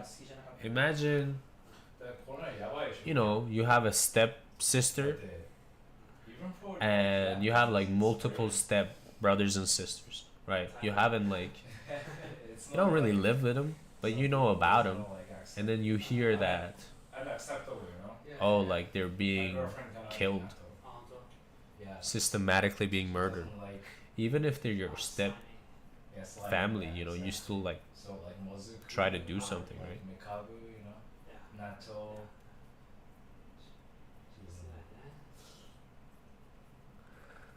Because the Islamist regime of Iran is their enemy, having a friendly regime in Iran is to their benefit.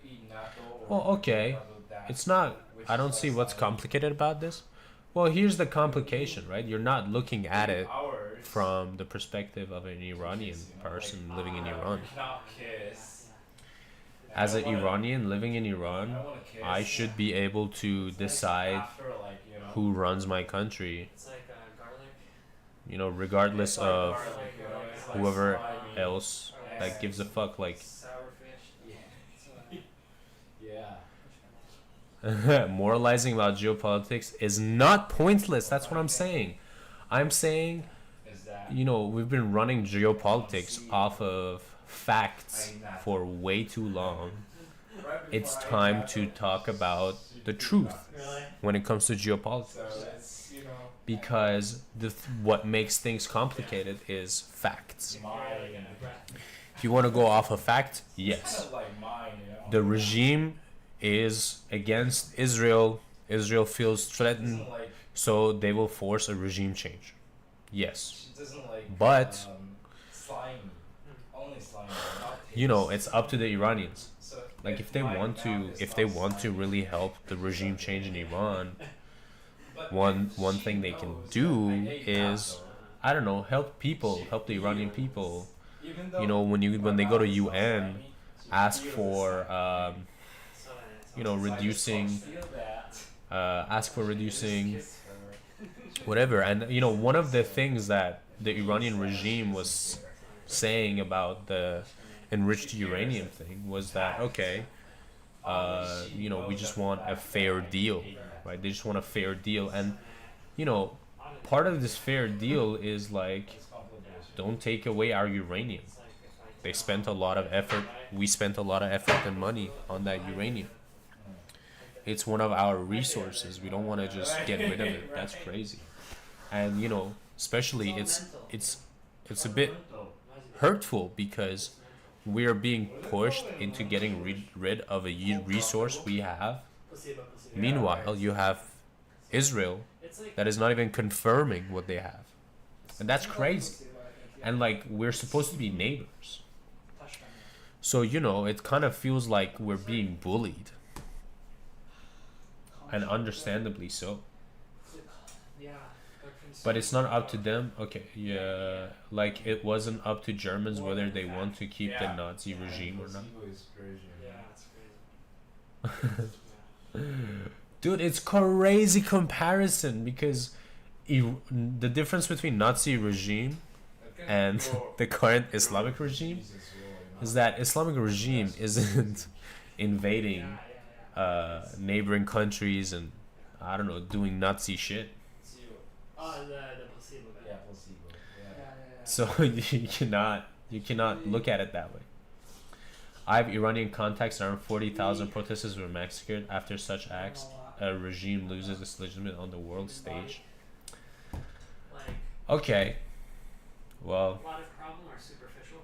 the 40,000 protesters that were massacred A lot of it is mental, is a propagandized number. I'm not saying people didn't die. And I'm not saying it was 3,000 because the government came out and said it was 3,000. And, you know, the government provided like ID numbers too of the people that they passed away. But of course they're going to hide a lot of dead bodies, right? That's normal for any regime. I mean, that happens everywhere.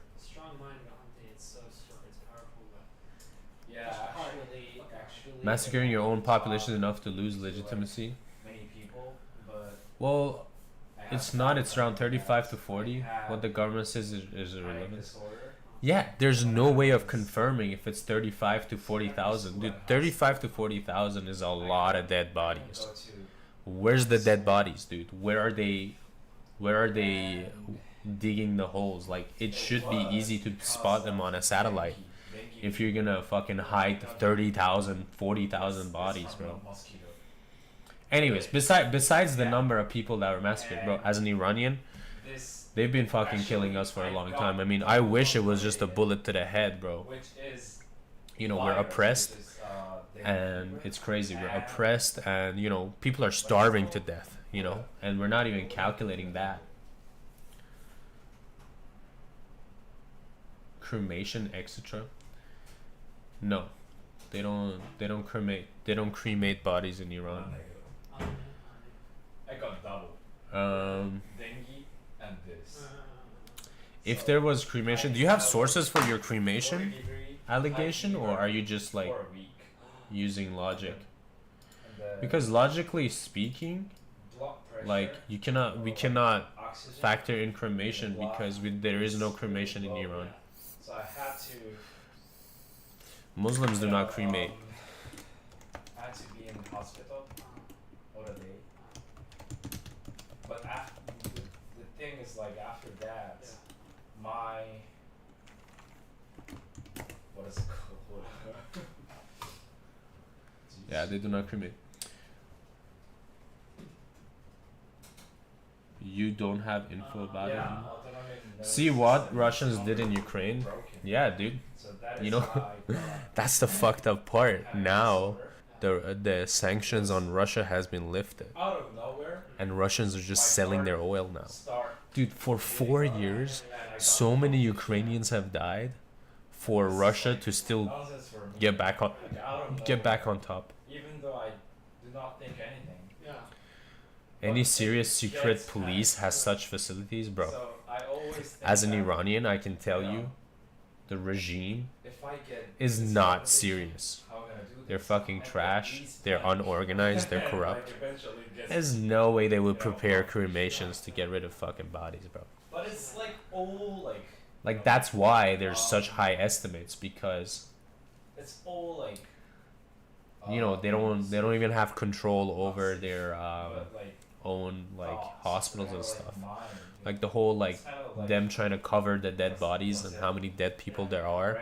They had to like rush into the hospitals and force people to like leave the dead bodies or something like that. You see what I mean? So they're not really prepared for anything. And so, you know, they would leave the dead bodies outside in like fucking black bags, black body bags. And so they did not cremate them. They would just fucking toss them out on the fucking outside the hospital and say, go find your person. I decided to come back to So yeah, they're unorganized for such a. They're not serious, dude. That's why we Iranians want a regime change ourselves, because we want a more serious. We want a more serious government, but you have to understand, through all these protests, through all these the people dying, we were making a lot of progress. Like, you know, because of the Masa Amini protest. Like okay, this whole idea. Again, I don't want to. I want to make another good point. Right? I'll just pin it, and I'll tell you that later, right? So, we're not getting help with regime change, bro. We're being turned into poor fucking people, dude.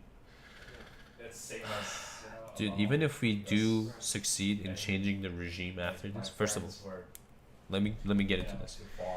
All the progress we had made in changing the regime till now is all getting undermined, because now people in Iran on whatever spectrum of like politics are now backing the same government, because they don't want to lose their country to a foreign invasion. They don't. The reason why I thought that is because third year of my high school. There's already drive-bys done on Basij. My mother to come back because I had exam for like university, right? Entrance exam. Well, I would like to ask you for your sources, but I know you just heard that from somebody. You know, we started. Drive-bys on Basij has been like done in Iran. Really? Yeah. For like ever since their creation, bro. Like, that's nothing new. And so it's just saying that there's drive-bys done on Basij. Alright, so going back to the point I wanted to make. Another point that I just remembered. If you want to like invade a country to help the people that are being oppressed by a regime, they should have done that 2 years ago in the Masa Amini protests. They should have done that a few years ago in there was another set of protests. Man, we've done so many protests. I remember there was one in 2018. What was it? It was like pre-COVID. Yeah. They should have done it in the Green Day protests.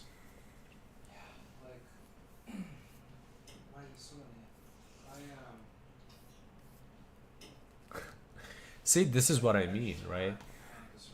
They don't want to change the regime, right? They're giving guns, smuggling guns by Mossad and CIA to Kurds and the Baluchis. They're creating terrorist groups in my country. How is this net positive? How is this positive, dude? This is negative.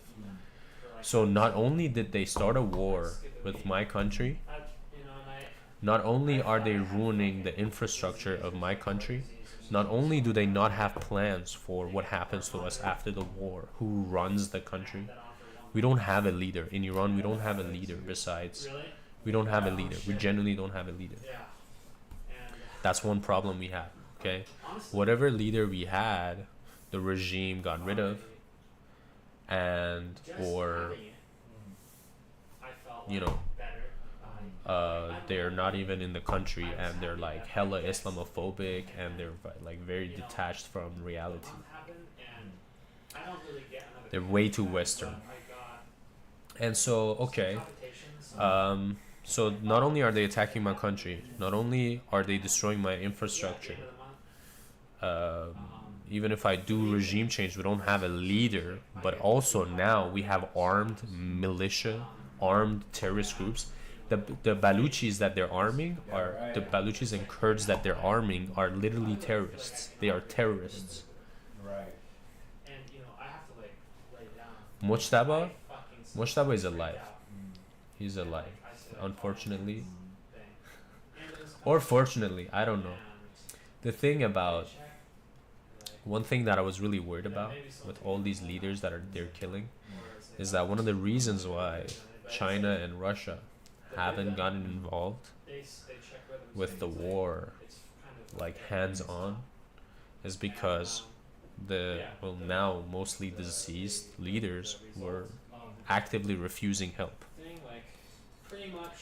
But with those leaders dead, I'm hoping these new leaders are not super radicalized and start doing things that are way too crazy. They do these things, these tests, and they think like. So yeah, I do genuinely like arming, and it's not. I hate it when they say Baluchis and Kurds.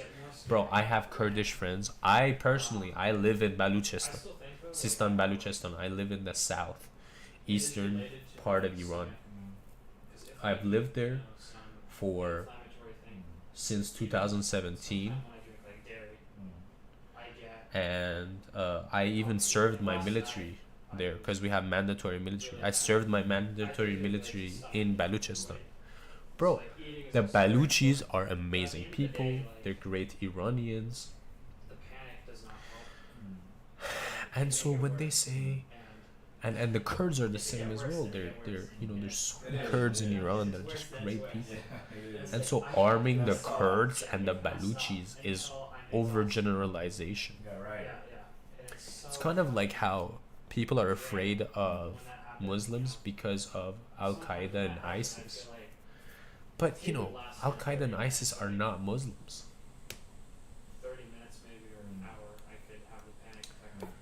So yeah, it's like me hating every Jew because every Jew is IDF.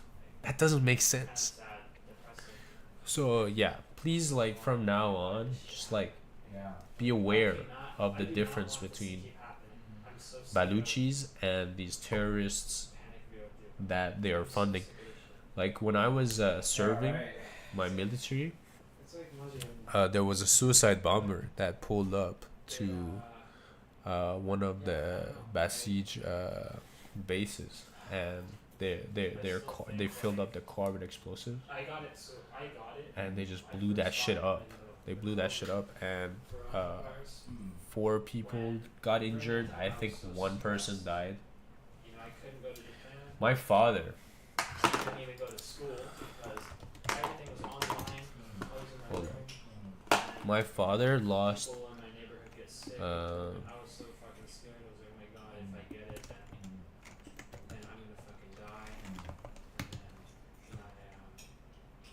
And then my mom Lost friends in a suicide bomb. Yeah, 2010 Chabahar suicide bombing. My father lost a few friends in this. Occurred in December 2010 by 2 suicide bombers who blew themselves up in a crowded Shia Muslim. And you have to understand the whole it's a whole Shia Muslim. It's a very typical CIA Mossad thing, right? Where they create divisions and use that to justify killing people. So the first bomber detonated his explosive outside the Imam Hussein Mosque, and another one carried the attacks in the crowd. So in the crowd of when they were praying, they have Ashura.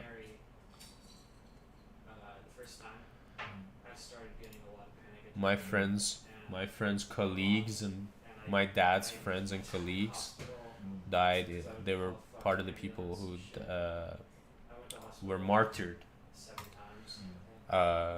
in the crowd by the second guy. No, they offered. They're like, well, we can give you medicine to help with palpitation, but I thought yeah. If I don't need it, then I shouldn't take it. It's not. They were not like. Now in the place where it got bombed, there's a statue put to remember the people who were martyred in this terrorist attack.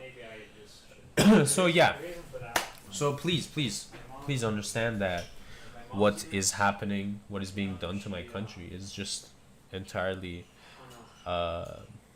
it's not about my people. It's not about helping Iranians. In fact, it's the opposite. They don't care about helping Iranians. They only care about, and you have to understand, okay, if this terrorist groups from Baluchistan and Kurdistan, if they succeed in somehow getting anything, right, they will have their hands on enriched uranium. They will have their hands on, you know, they pillage, they rape, they don't care. You know, they're bad people with misunderstandings of the teachings of, you know, God and their prophet. And so, you know, like, I don't recommend, they don't, they, you know, if they ever do succeed to use the weapons in my country to cause chaos, so that, you know, America and Israel can use that chaos to overthrow the regime. And that's the thing, like, overthrowing the regime doesn't work either, because you have to understand, most of the people in Iran, they fought for this regime. So most of the people want this regime. And those people who don't want this regime are now a majority supporting the regime right now, supporting the government right now, because, you know, their country is getting bombed. They're literally being invaded. Like, imagine you're just chilling and you're happy that you're, I mean, look at Iraq, look at Lebanon, look at Syria. You know, they were happy that their dictatorship is being overthrown. But who took their place? Bunch of fucking terrorists. And so, you know, their happiness was momentary. And it's the same. If the regime is overthrown with like a bunch of fucking terrorist groups running around in Iran, majority of Iranians disapprove of the regime. Unfortunately, no. Unfortunately, no. Majority of Iranians, they don't 100% support the regime. So I wouldn't say majority of Iranians are not 100% supportive of the regime. They're critical of it.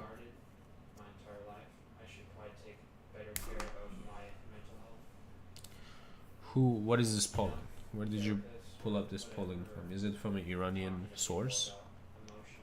I have Iranian keyboard on my.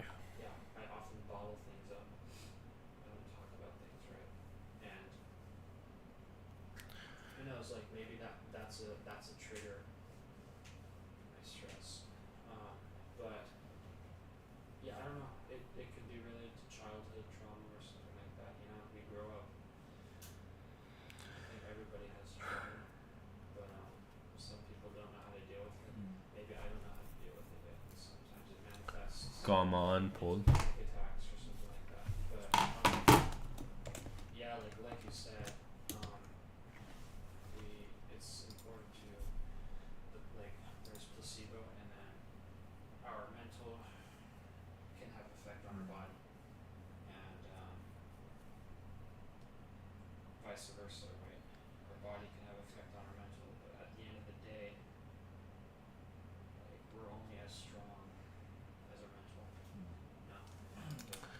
It's a propaganda ass website, bro.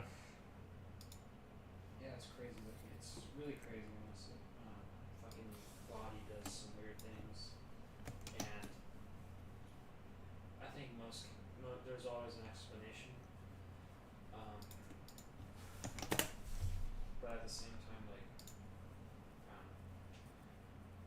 for me, like, I focus so much. Oh shit! What is the problem with Who's this guy, bro?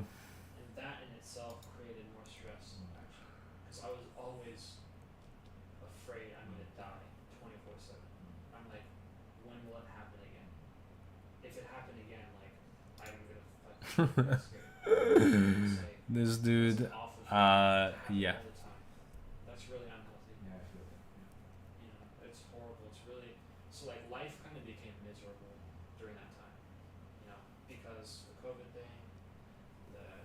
school, and then now I have panic attacks. Yeah, that's what I mean, dude. That's what I mean. You're probably all your Iranian friends are people who are living abroad, and they're not like they're educated. You know, they have a Western view. After that, They're not real Muslims. They don't believe in. They don't believe in the Shia thing. They probably support the new, the prince, the exiled prince Reza Pahlavi. but That guy is fucking crazy, dude. our bodies are temporary. And Where can I what? How can I look on his past, bro? Who's this guy? Jesus Christ. After watching my father die, also like Where's he from, dude? What is his background? I realized life is short. You know, life is really short. It really is. So Inside as well. yeah. What cities, bro? What cities? I'd like to Probably bunch of Tehranis, take care of myself Isfahanis. so that I can take care of I don't know. people around me. Probably mostly Tehranis. And I don't know. I never really take care of myself Yeah, for a long time. I think. makes sense. I still have to So that's the thing. Like, take care of there was myself this. there. You know, Tehranis, which is what that was very strange to me. Like they want a regime. They wanted to help with the regime change. But let me pull up this map. I have a map of places that gets hit. It's called masaalert.com. This is really good for. It's run by just people.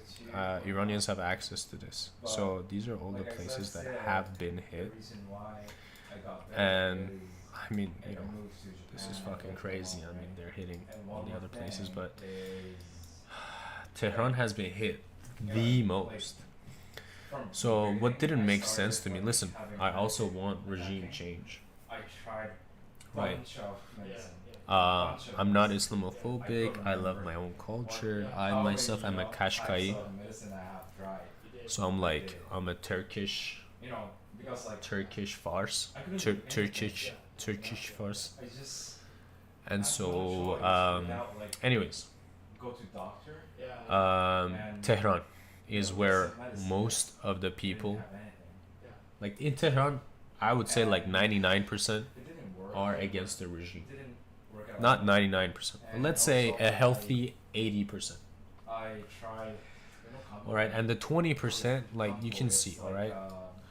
I will even break down Tehran for you, okay? You have the south side. South side is just like poor, like old school Tehranis. The north side has east and west, okay? East side is all these corrupt fucking like IRGC fucking ass motherfuckers. East is like LA, bro, New York, bro. Fucking whatever. But why would you fucking focus hitting Tehran, dude? Hitting Tehran, focusing on Tehran is not fixing anything, right? And IRGC is an ideology, right? It's a Shiite ideology that has, because of the sanctions, has been able to control everything, right? Banking, education, law, you know, internet, phone services, fucking medical, everything. And so why would you, like right now in Tehran, Tehranians they don't have a normal life anymore. So many people died in Tehran. So many people in Tehran were against the regime, but now they are mostly against this war. And so their enemy is not, their first enemy, their priority enemy is not the regime anymore. So people right now will make a move against the regime, but it's not going to be while we're under attack. I was talking to my friends, I was talking to my parents, I was talking to a bunch of people, because you know we get to, like, contrary to what people say, where there's no internet in Iran, there's no cell service. Like, yeah, there's a blackout, but not because there's no internet. It's just everything is blocked, right? So like it's kind of like North Korea or China, you know. But with the right VPN, you can contact outside. Also, you can use international phone calls. My mom calls me every day or every other day for like 2 to 5 minutes to just tell me how she's doing, they're safe or not, right? So this whole idea that Iran is in an internet blackout and people cannot contact each other is a lie. But things are expensive. You know, maybe some people don't have. You take this still? Dude, it's not in a few weeks. It will be after the war. Because you have to understand, bro, like, our infrastructure is destroyed now. Houses are destroyed. Who's gonna fix this? Even if they do a regime change, who's going to fix these houses? Who's going to fix these oil and gas reserves? Who's going to fix these roads and streets and highways? Who's going to fix this? Who's going to pay for it? Who? The new regime? There is, if this regime is overthrown without a plan for the future, and I'm not talking about Reza Pahlavi's plan. That guy wants to get rid of the nuclear program entirely. The nuclear program in Iran was set up by the previous king for 2 reasons. Okay? There's a secret reason and there's a real reason. And the real reason was to provide cheaper, cleaner electricity for a, you know, progressing country. Right? So I was looking at this NUFDI thing. That is why. Fuck, dude, this is crazy. And then I don't know, like, it's stopped or not, but it's not happening right now. Like, I see. So you feel like yeah, Starlink is super legal right now. I mean, whoever gets caught with Starlink is like essentially a Mossad agent. I know 2 of my friends. Because I have this, I don't have to worry. 2 of my friends hit me up on a Starlink connection, and I was like, "Bro, you're crazy." I can have this. And yeah, it's hella fucking legal. I forgot what it was called. Anyways, but so there's the NUFDI. And these motherfuckers, bro, they don't care about Iran, bro. They just care about westernizing, like, you know, they're abusing all these sacrifices. They don't know what it feels like. I don't, like, they do know about it, but they're way too spiteful. You know, they're not very logical anymore. To them, Islam is cancer, and they're very Islamophobic, which is crazy. They want to make the country secular. Bro, Iran has never been secular. Making Iran secular is a bad idea. It goes against... Westernization is good. Yeah, Westernization is good if you're a Western country, but it's not good. I mean, look at the UAE. No, secularism is not good, bro. It's not good. Secularism is only good for countries that I don't know. It's not good for our country. Like, historically, we've always been very, like, all of our leaders have been religious. Even the king, Muhammad Reza Pahlavi, he was a Shia Muslim. The only reason why he didn't completely get rid of the clergymen, he didn't completely get rid of the Islamic party, was because he knew that it was necessary. Societies change. Yeah, of course societies change. Yeah, but secularization is not progressive. In fact, secularization is... the problem with secularization is you get more you get more politicians or more leaders who care less about traditions and are more egotistic, and they're not afraid of God, essentially. They're more afraid of other countries and other like policy. They're more afraid of policies and laws, right? Of bigger organizations like the UN, bank. They're more afraid of like banks and loans, right? Than they are of God. And so a country like that will easily go into debt, a debt that falls onto the nation, onto the people. I mean, you know, you can look at Tunisia, look at Algeria, look at Libya, look at Morocco, look at UAE, look at Saudi Arabia. They're fucked. They're fucked. I mean, look at Indonesia, Malaysia. I mean, do I need to go on, dude? Look at Afghanistan. So Afghanistan, you know, they were trying to secularize Afghanistan, but it didn't work because the people are Muslims, you know. And sure, like, I don't want a Muslim leader, but I want a leader who is a Muslim, who has a fear of God. Like, I don't want a Muslim leader, right? I don't want him to just keep talking about Islam, Islam, Islam. But I want him to be a Muslim. There is like possibility to lose everything. Well, yeah, that's why the West is falling. I mean, look at the West, bro. The West is falling really hard. You guys do not care about birth rates are falling.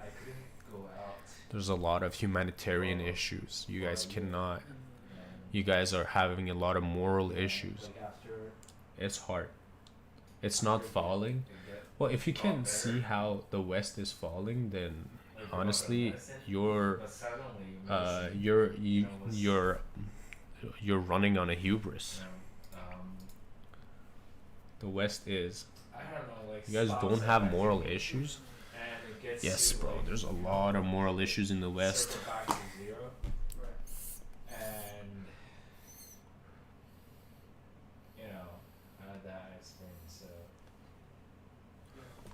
And that's the thing, right? You've spoken to a lot of Iranians, right? Have you spoken to Muslim Iranians? Have you spoken to Iranians who, you know about Rumi, know about Hafiz, know about, the real Shia, Muslims who celebrate Nowruz, Charshanbe Suri, and Ashura. Like, sometimes, like, when I was at the meeting, the Mazda meeting, I was actually hoping, because I think that week, sometime, I can't remember I get what you mean. You're right. But that's the thing, right? You cannot bring westernization to the Middle East, right? You should, the whole point, what I want, what Iranians want, most Iranians want, is a revitalization of culture, a revitalization of real Shia Islam. But, and we have most of that. The only thing Iran doesn't have is a good leader. Our leaders are corrupt. The Byzantine were saying the West is decadent and falling. I don't know, but yeah, and they were right. Obviously, I mean, two things can be right at the same time, no? So, I'm talking about Western. I mean, this whole like birth rate thing. This whole like push for AI. This whole like banks. Oh my God, the credit system, bro. The credit system is horrible, dude. Horrible. Jesus Christ, dude. so far I've never died. But every And another thing I hate about the West. But I've never that. Right. So it's very, very uncomfortable, but you know, like I reassure myself and I don't know. It's like Okay, what do you mean by human rights, bro? Because really, we have human rights in. I can speak for Iran. We have amazing human rights. running a company, I bet it's I can't imagine actually your position. 'Cause What you are speaking of when you say about, I mean, if you were at I'm guessing, I'm assuming here because you said that you spoke to a lot of Iranians. When you say about human rights issues in Iran, you're talking about people's experience, okay? On our laws are very protective of women. They're very respectful of women. You know, we have and I never had any problem. a lot of things protecting women, My entire life. but unfortunately, I mean, you know, like every other country, it's very corrupt. Not everybody understands the Islamic laws that the country is run by. yeah, 21 years old with a coke. Bro, why would you? So you're telling me that human rights means allowing women to wear bikinis on beaches? I totally agree. Like that's what women are missing? Autonomic thing, you know, maybe that You're crazy. Well, I will tell you this. Men are not allowed to wear shorts on the beaches either. I feel gas So, sometimes. So I think you know, it's if I eat very like gassy if food, if they catch a guy wearing like fucking shorts and shit, yeah, our body is he's connected, gonna be everything connected, in everything. trouble. Our That's minds, bad as well. No, why is that bad, bro? Our hearts, See, this is what I mean. stomachs, everything. is one. My guy. Right. That's not a counter argument. So if we don't take care of this, it doesn't take care of this. If this doesn't take care of itself, this doesn't take. Well, I use It it. all has to work, you know? I'm not using it as a counter argument. I'm adding context to the point you're trying to make. So Obviously, humans. Are one mistake people have is that they think, oh, men in Iran wear whatever they want, meanwhile women can't. Well, that's not true. Men are not allowed to wear whatever they want as much as women aren't allowed to wear whatever they want. technologies and This is why people hate these systems. You want to tell other people what to wear or not. businesses. It's not up to you to approve or disapprove. Things in our lives. And I feel like sometimes we need to like take a fucking break from it all, you know. But it's really hard to. We don't Okay. get that opportunity. You know, we never get a break. That's the reality. What's the point you're trying to make though? Break. So That it's telling women to wear hijab the only goes break we can against get. human rights. Telling men to dress properly goes against human rights. So you want to like live in a country where anyone can like fucking be naked at any time? It's inappropriate, you know? Like in Iran, you know, people who want to wear bikinis, what they do is they rent out private places, you know, like there are certain beaches, certain stretches of the beaches that are private, or you know they fucking, you know, they get Airbnbs, you know, with pools, and you know they invite whoever they want, and you know they go to the pool in their bikinis. But you can't go to a public pool, you can't go to a public beach where there's anybody and then just wear whatever the fuck you want. That's just disturbing, dude. I don't want to go outside and see some dude running in his fucking like underwear with his like tits flapping or whatever. It's just immoral, dude. Or like with his junk. Dude, have you seen like dudes who wear really tiny shorts with their junk fucking protruding out? That's just disturbing imagery, bro.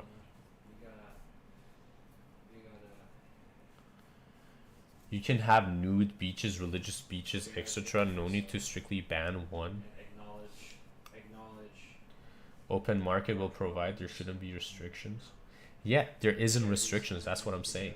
If you rent a private area out for yourself, you know, you're gonna be chilling. That's what people do in Iran.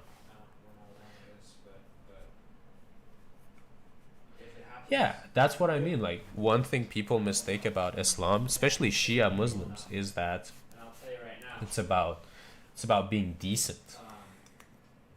And so, like, what Western people don't understand about what women, especially like the whole Masa Amini thing, what women were fighting for was the fact that women dress decently, but the morality police was being too harsh on what the parameters of decent is.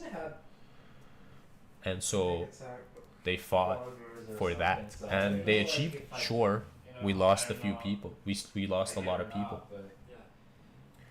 But, you know, nobody fucking invaded us, even though we were asking for help. Nobody fucking helped us. Or the times before that, when we had so many fraudulent, you know, 3 years ago, there was a big wave of economical issues that came because of sanctions, and suddenly there was like a 200-400% inflation, and there were so many people that were like selling their body parts just to survive.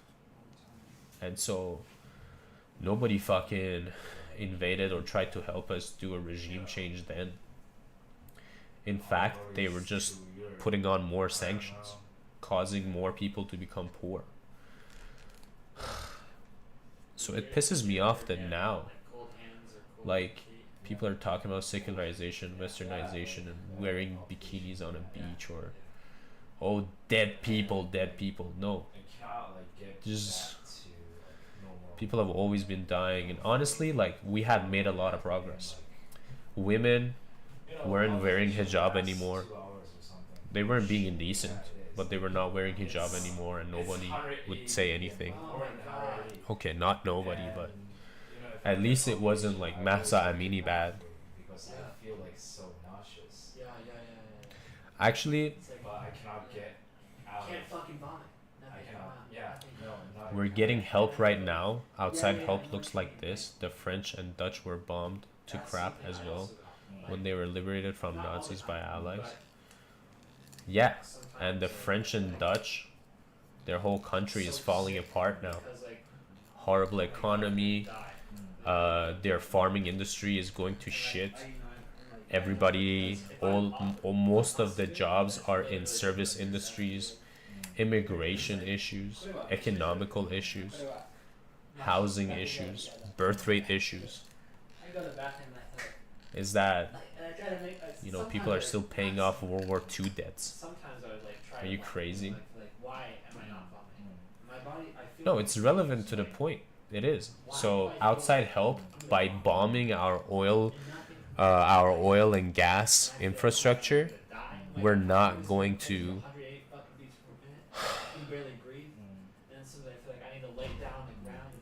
Is not gonna help anything. Literally, who's gonna build, like, who do you think you need a leader to tell people, hey, here's the funding, here's the budget, here's the job, fix these roads, fix these infrastructures? Who's gonna do that? And don't tell me Reza Pahlavi, because that guy is crazy. I have never been. Actually, I was on drug one time, and that was bad. Have you seen the race issues in France? Have you seen Paris?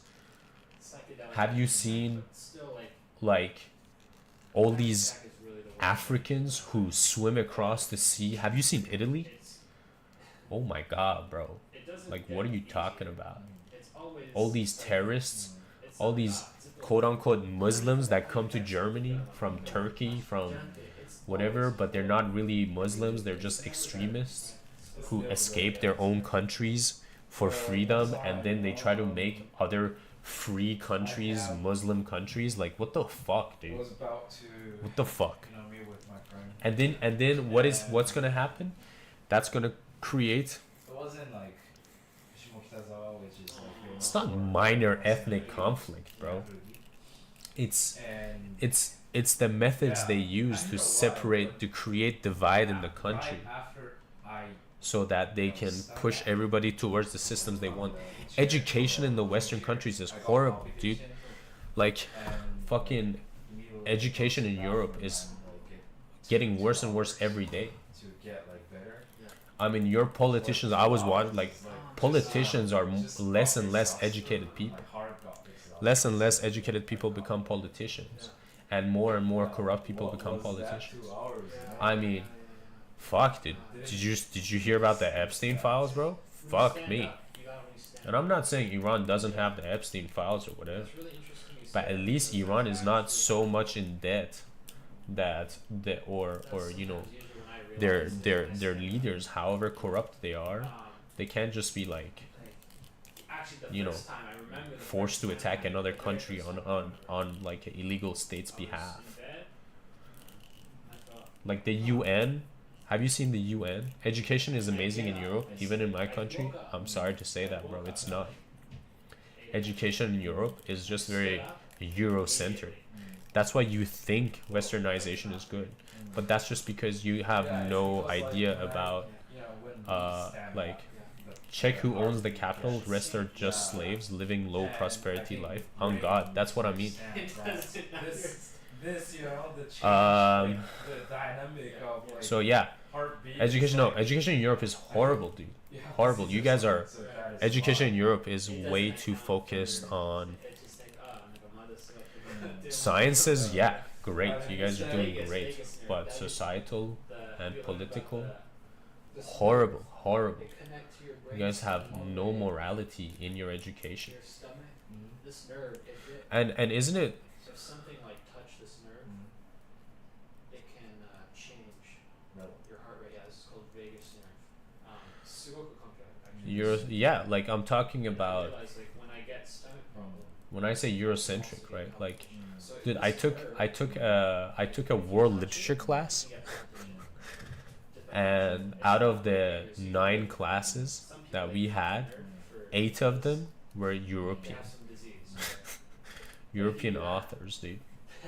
your body cannot know if you're Like, standing you're up not or taught sitting, about which is like really crazy. religion properly. You're not taught It's not about like a, decent other cultures properly. Sometimes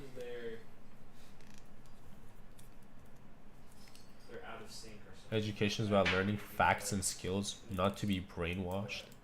That's what I'm saying. You guys are being brainwashed.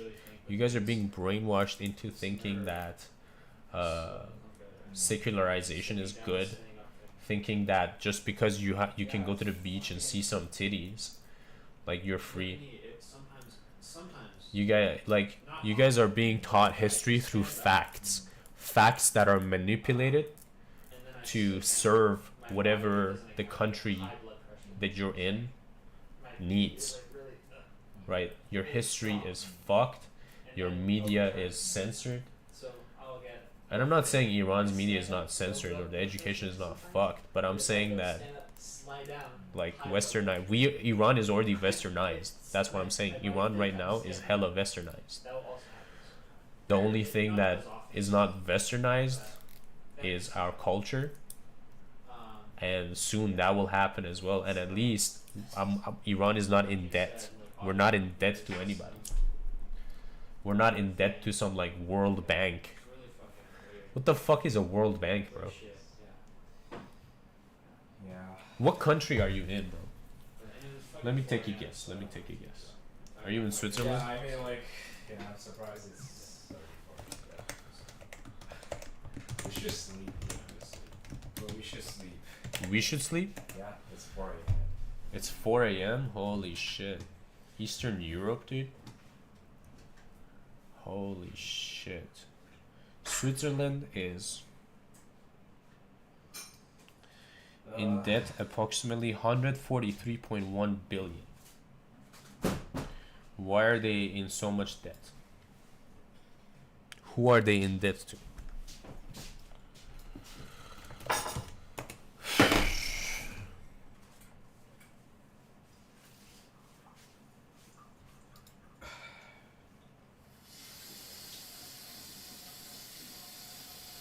That's not much. That was low debt. Eastern Europe? What are you, Albanian? Are you Polish? Is Poland Eastern?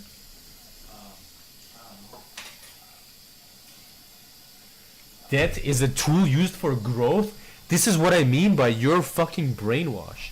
How the fuck is debt a tool for growth? See, you think that is true because you've been taught to believe that. By Epstein, man. You will never be able to grow as long as you're in debt to somebody, because when you're in debt to somebody, you have to do what they ask you to do. No, you can sell that. You can sell debt? The fuck is selling debt, bro? Have I been educated in economics? Of course I have. You can sell debt, you motherfucker. But it's not fucking brainwashed economics, bro. It's not brainwashed. Have you had any It's called Epstein Comics.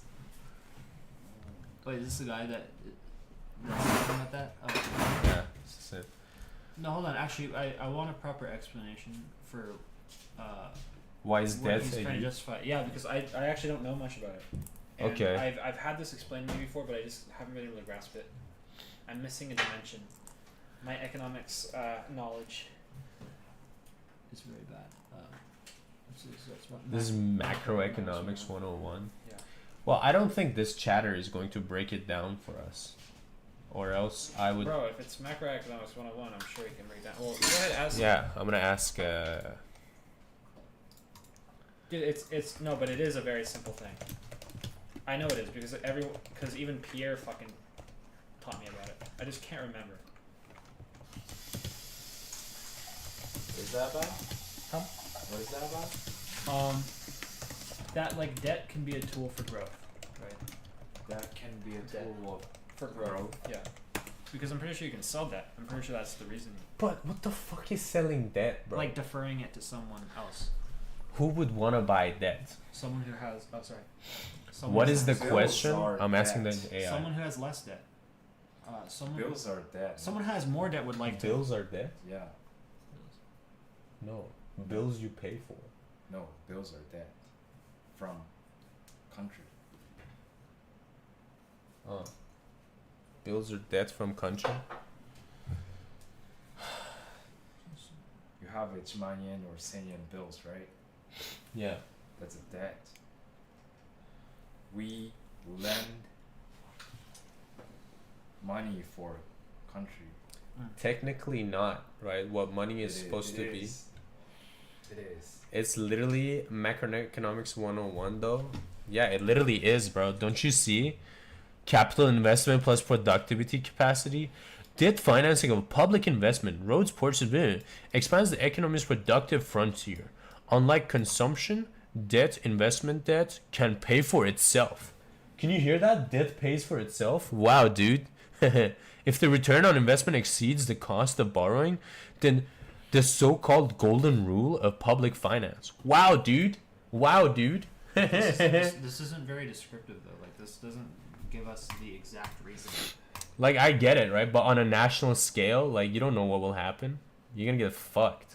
You're only gonna be more in debt. Can Dude, pay you do for you itself. do know what will happen though because you I know, right? What does it mean? you control the interest rates. How do you not know? It what's means gonna happen? you take on debt. Debt can pay by debt. New debt. Okay, but what would you rather be? Not in debt, or go more in debt to pay for your debt?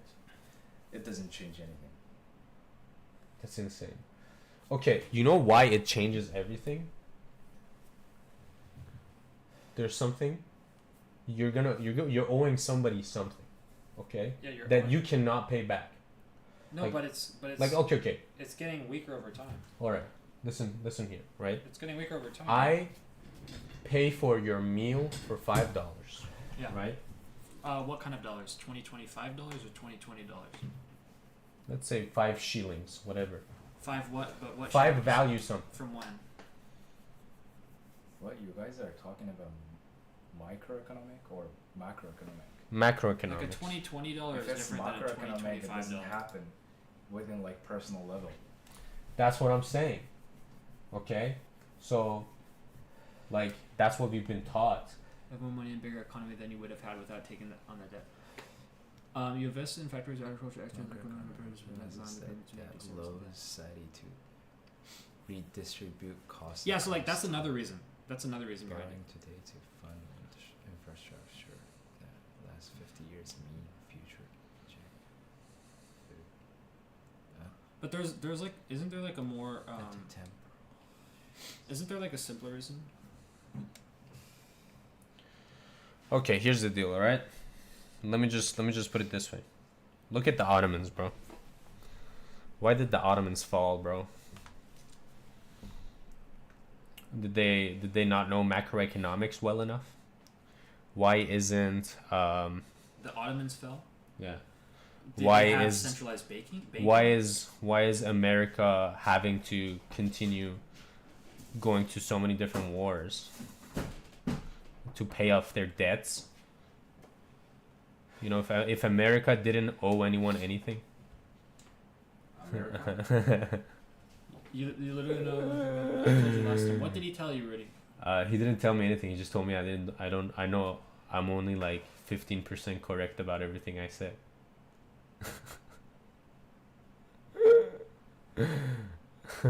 Did they have? They didn't even have centralized banking, did they? World hegemon status. Well, not exactly. What is hegemon? Hegemon, like hedge fund. Hedge, is that like Digimon, but for hedge funds? Yeah, exactly what he says. Supreme leader, not to pay off their debt to retain world hegemon status. So you're telling me that right now America attacking Iran is not on the behalf of Israel, and it was to retain their own.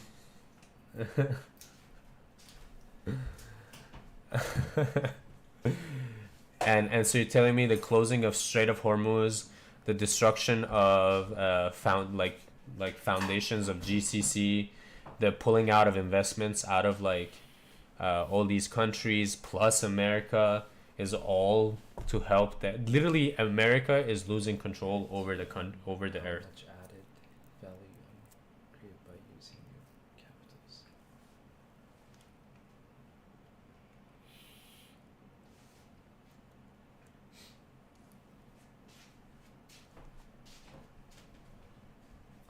Well, okay, here's the deal. Here's why I'm saying something and you guys are saying something else, is because I have certain scenarios in my head, you guys have certain scenarios in your head. And so that's what, if macroeconomics really did work, then we wouldn't have all these issues where private companies could run countries. Private companies could, interfere with politics so much. Bro, that's not the point of macroeconomics, though. It's not.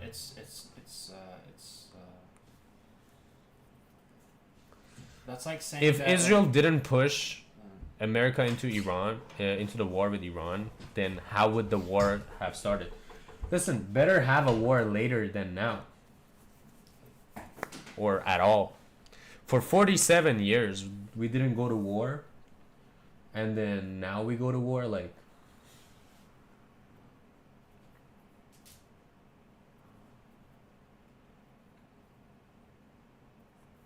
So anyways, right? My problem with modern macroeconomics is that it's just not good for people. Macroeconomics is not helping people.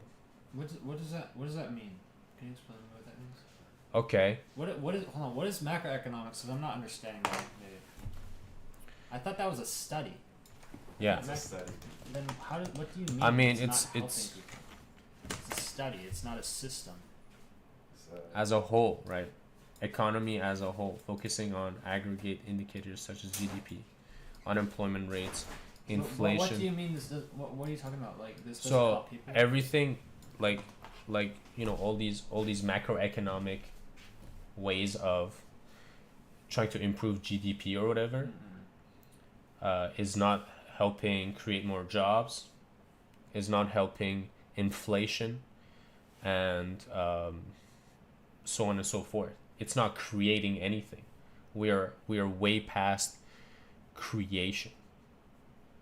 We've lost the ability to create. Like, we're losing a lot of farmers, we're losing a lot of jobs in different sectors, we're losing a lot of skilled labor. There's been such a huge emphasis put on education to like higher degrees that we don't have specialized workers anymore. Everything has been like you know, the whole idea of like moving factories to one country has taken away local jobs, has taken away local. This is a regression, and I think this is like a big regression in society. The stunts that Trump has been pulling off, trying to privatize, or I don't know what you say, but like take all these companies. So that's what I'm saying. Yeah. So when it's you a ask me, regression, it's completely absurd. right? That he would be doing something like that. Exactly. I mean, when you asked me earlier, what do I mean by? I say like macroeconomics is not helping the people. That's what I mean. If the study of economics, like, why do we study certain fields, right? We study them to understand them, to then use those understandings for. I still don't get. I get what you're trying to say. Okay, so the conversation started from him saying that it's a good thing to westernize Iran, to secularize Iran, and I was saying, like, westernizing Iran doesn't work because Western like ideas and Western teachings does not work in Iranian context. And he was saying no. What is secular again? Does that mean secular, make it like independent? Independent from religion. Independent from religion. Yeah. Okay, that is a very presumptuous standing. Not connected with religious or spiritual matters. Yeah, why would that be productive? You have to have spiritual matters in your that's the same as saying like genocide is good. Yeah, like it's really easy. You can't do that without fucking destroying their culture. Dude, morality in humans comes from religious and spiritual aspects. I mean, it depends on where. That's what I'm saying. Modernization does not have to be westernization. Exactly. We should modernize Iran through Iranian culture. It's an inevitability of technological progress. It's not. You're wrong in thinking. What is? Like, field of economics is a field of like the westernization. Bro, imams should not have anything to say when it comes to economy, law, engineering, or anything, as it is not their job. Yeah, but what if your imam is educated in economics? What's a mom? Imam is a Muslim, like, religious leader, a clergy.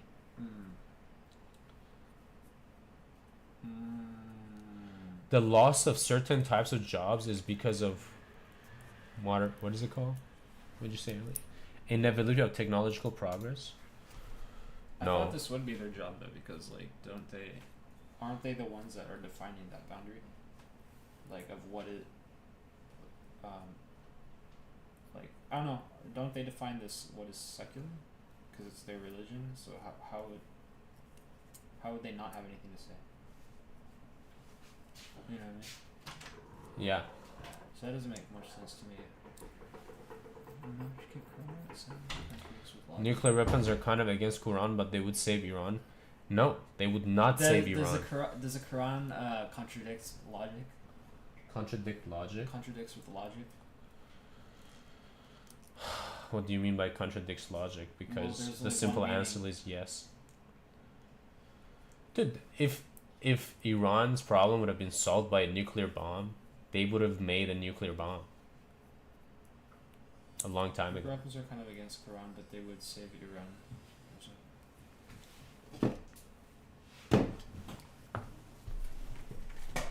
Secularism is not religion. It's about removing the church and religious doctrine from the state and political institutions.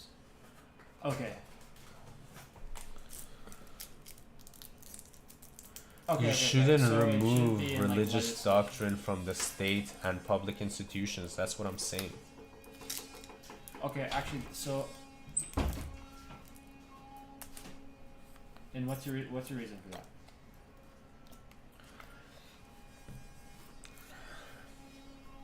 My reason for not removing religious doctrine from laws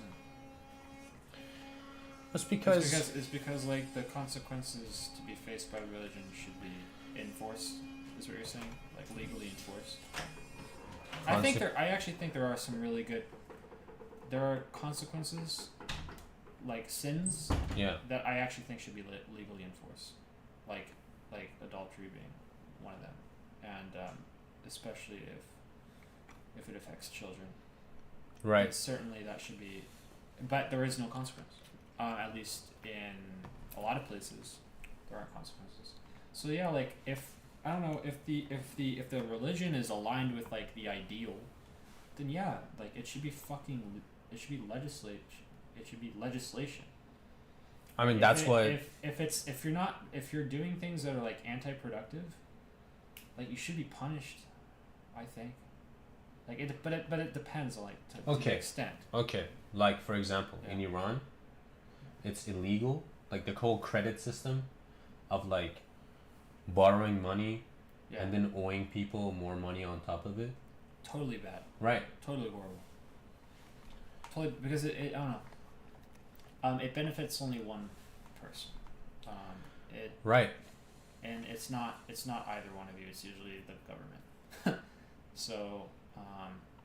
And then, Yeah. okay, the whole idea of like hijab makes things very simple between men and women. Okay, like let's say, a man looks at a woman very disgustingly, and the woman has her hijab on very nicely. She's dressed decently. That isn't essential to a modern economies. Right. Sorry. It doesn't only affect one person. Okay. Right, because debt is essentially the thing that allows the U.S. to set the rate of inflation is through debts, right? Or like debts affect the inflation rate or something like that. Yeah, I'm pretty sure something like that. So you're telling me that America continuously printing out dollar is helping?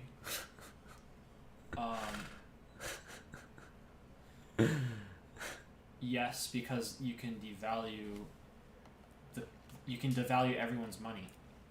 You reduce everyone else's economic power. How is this fair to everybody else? Because they're content with it. They're fine.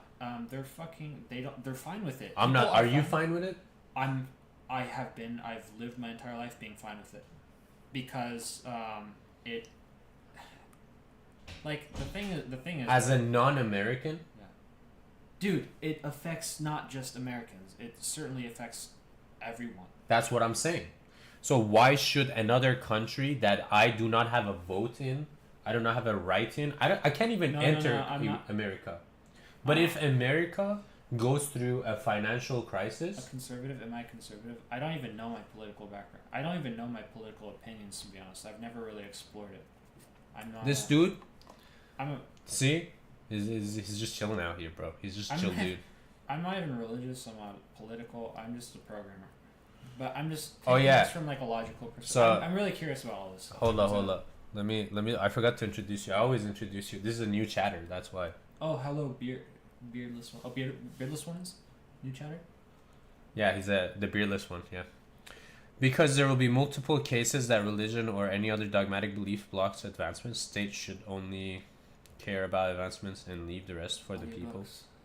Yes, exactly. So that's where the nuance lays, right? Do I like audiobooks? No, I like reading books.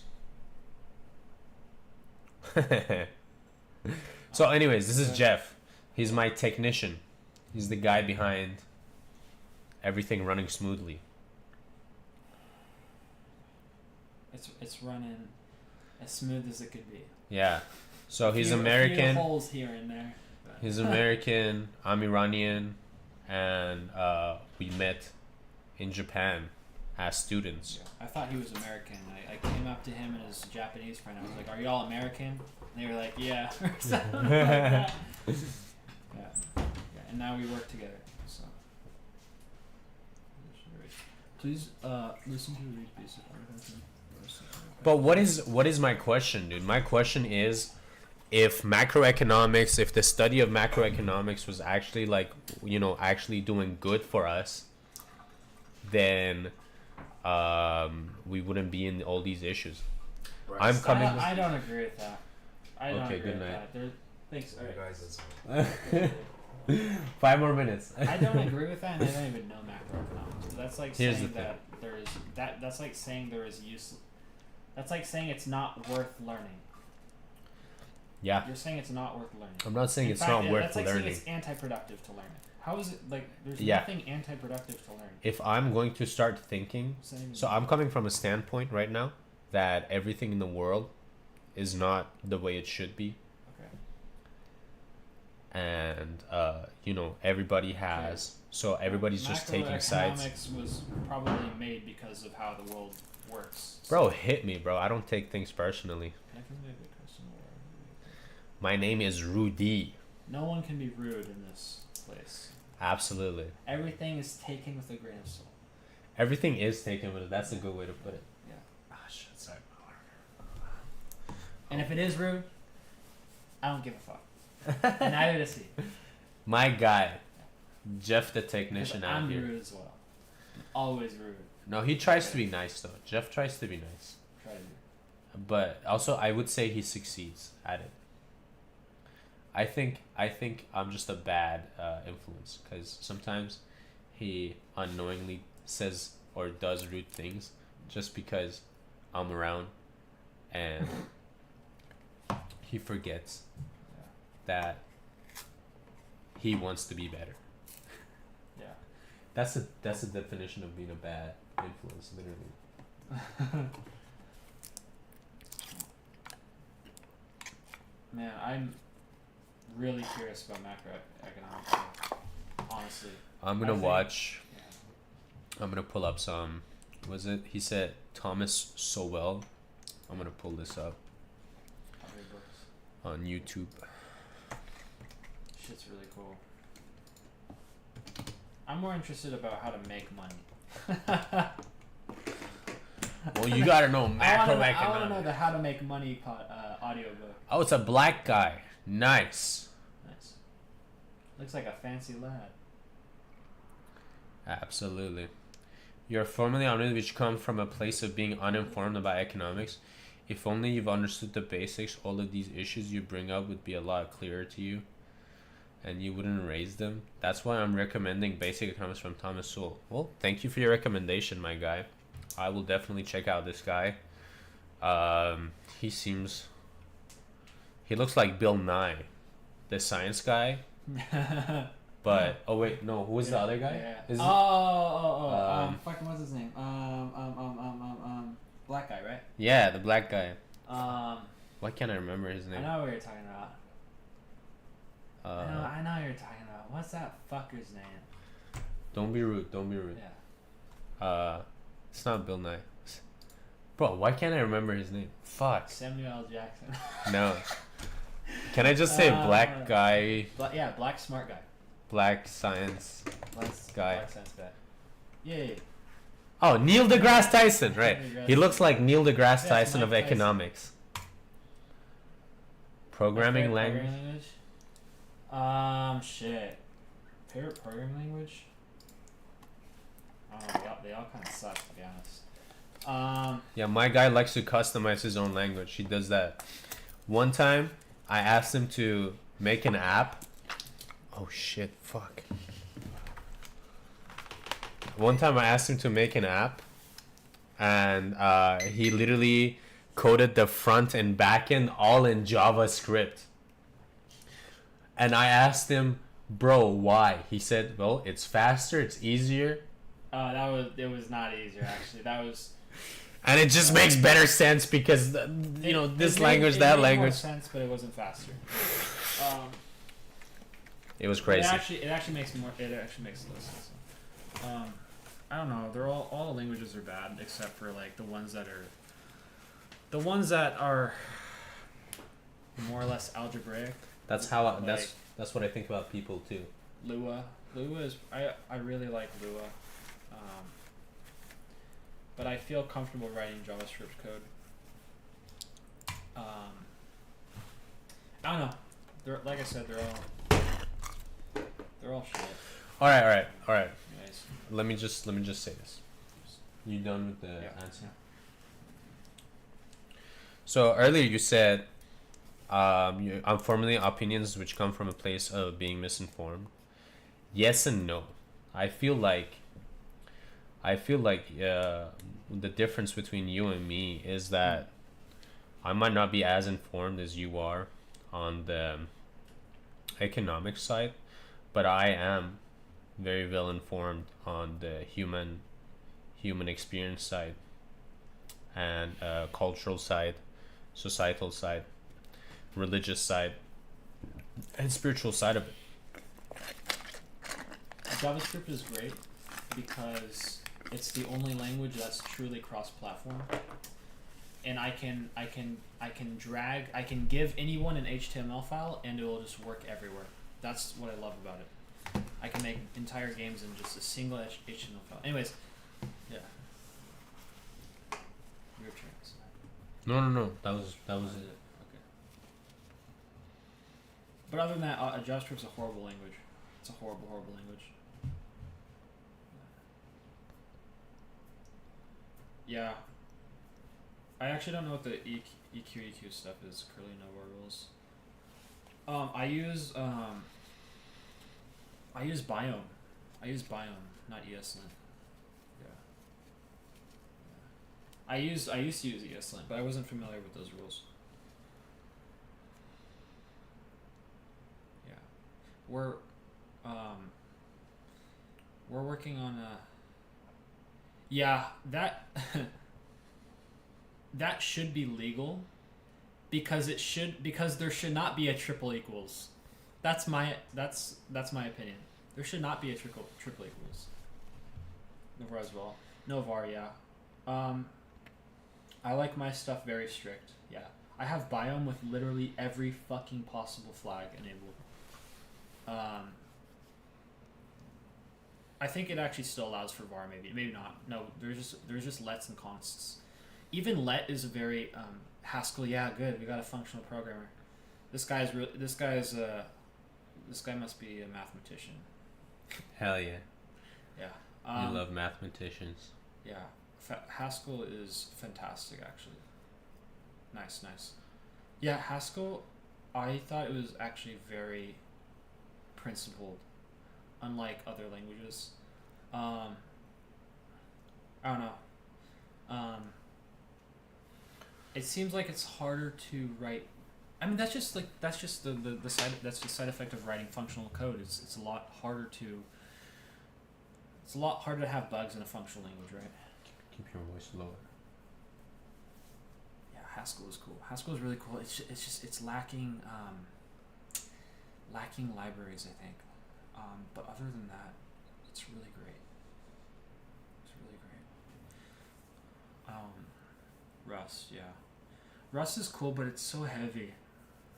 I find creating a window in a C program is no more than like 4 kilobytes, but in Rust it's like it's like maybe 200 to 500 kilobytes, even strict. Yeah. I don't know. I can figure conversations. I probably like. Oh, dude, this guy is hella good. Nice. I'm really glad we got a Haskell programmer in here. I didn't know that Eiffel was a thing. Prolog was a. Prolog. I can't remember what Prolog is actually. Is Prolog a 60s language. Is that also a low-level language? I'm pretty sure. Yeah, Prolog might be a low-level. I think that actually might. Prolog. What should I ask? Just say what is Prolog?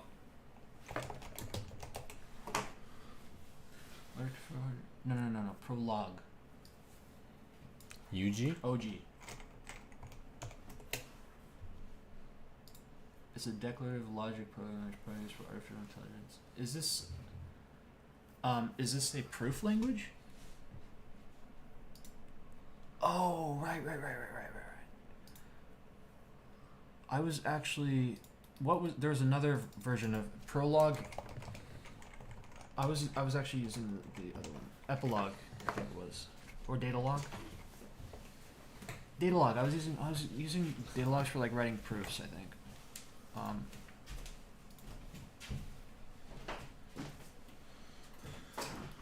Honestly, I didn't fucking remember. Nice. Yeah.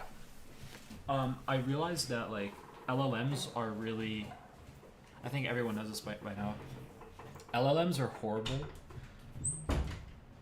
They're always breaking rules, right? And like, I don't know. It's really easy to break rules in an imperative programming language where there's no, I mean, obviously there's like no memory safety by default. It's not functional, so it's just like, it's easy to break things. It's really easy to break state in a functional program, in a imperative language. And yeah, I wanted to like make the program more bulletproof with like proofs. So you have like the imperative layer, and then you have some like proofs surrounding it.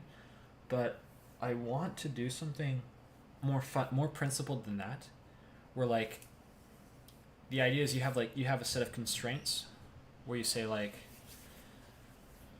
okay, if I'm a player and I can shoot a bullet, or I don't know, maybe that's not a good example. If you have a spring and a spring has a position and a velocity, and like, okay, well those constraints are known, and there shouldn't be a case, for example, where like you have acceleration and like no, those are all orthogonal. I'm trying to think of a good place. The character can be alive. Let's say a character has an alive and he has a health. Well, if he's alive, then health has to be greater than 0. But if it's at 0, then the health has to be false. So that's the state is well defined, right? But in imperative, it's really easy to break that. So I would like a language where you can't. It would be impossible to break the state. So the constraint, the imperative part would have to depend on like a constraint layer. So you have like the constraints defined. What are the possible states? And then only then you can write the actual imperative code to do the thing that you're trying to do. And I was like exploring this. I felt, I want to see what this is. I felt language. Ooh, what is this? Statically type language for creating reliable reasonable time.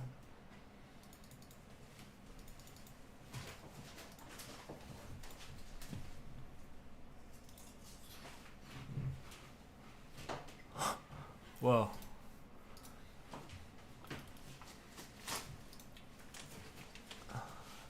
Object oriented. Alright, I'm skeptical.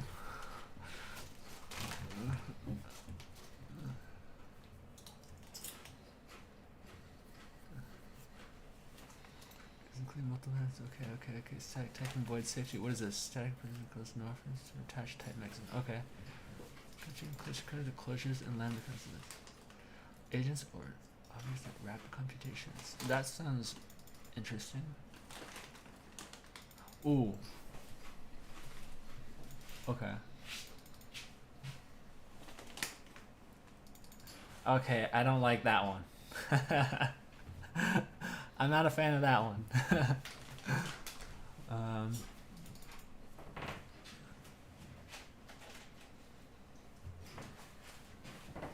Oh, that's interesting. Concurrent active extreme vehicles as the little string above specific details using multiple threads without specific mutex management. Okay.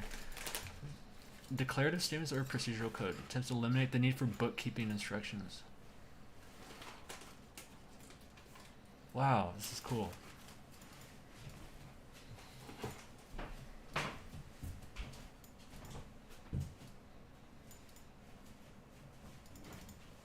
I'll have to. Old and ugly, no one using it, but solve your case. Yeah, I'll have to dig into this. I'll have to dig into this.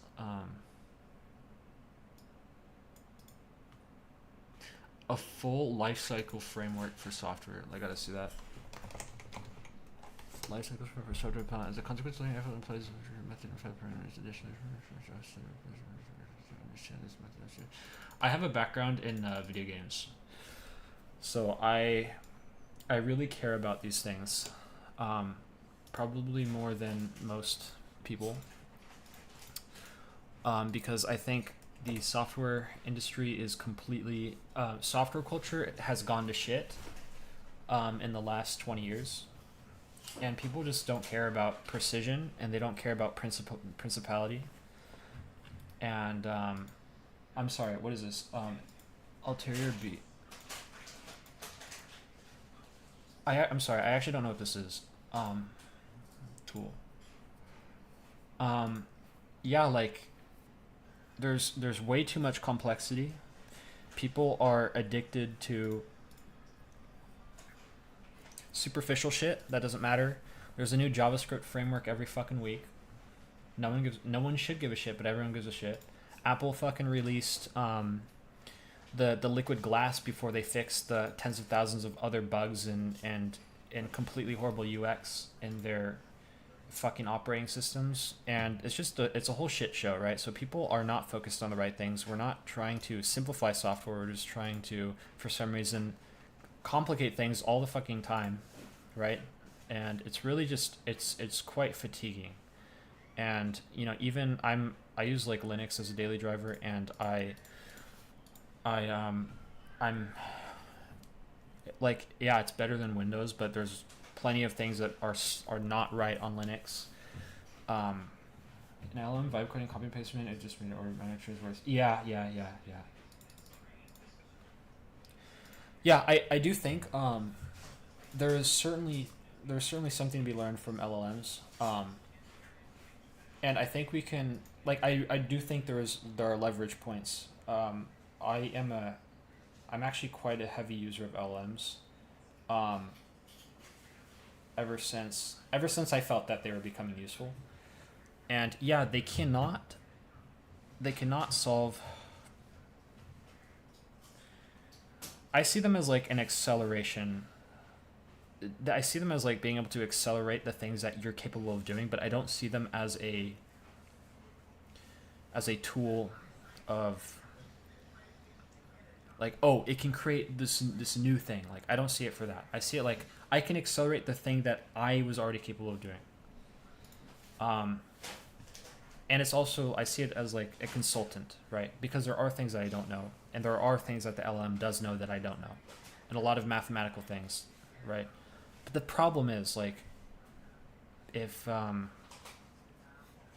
it's always lying. Obviously, you know that.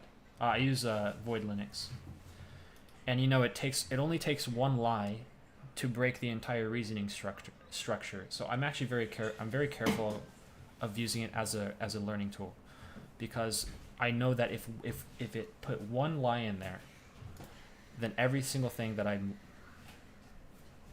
entire thing it's a facade, right? And I don't need facade knowledge. I don't need any of that. Yeah, essentially a faster Stack Overflow and code generator. Yeah, I think the best. I want to reach a point where like the code that it generates is self-reasoning, and it's gonna need like, there is a lot of tooling required and a lot of like safeguards initially required, and like obviously like the ESLint shit that you were talking about. I think getting what am I trying to say? The syntax shouldn't be ambiguous, right? That's the number one thing. Get things simple. Get things discrete.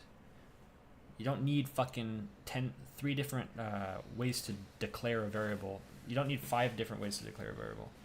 You don't need that much verbosity, right? And when you do that, things get too complex. And it gives you answers you don't know whether you're correct or not. So. Yeah, semi is there for that reason. Gives you answers you don't know. I actually don't know what semi is. Is that something from? Semi. Yeah, I use Void Linux. I'm sorry. Yeah, I'm like very OCD actually, but or not OCD. I'm very ADHD. Void Linux, yeah. Oh right, the semicolons, right. It's undecidable. Right, because you can't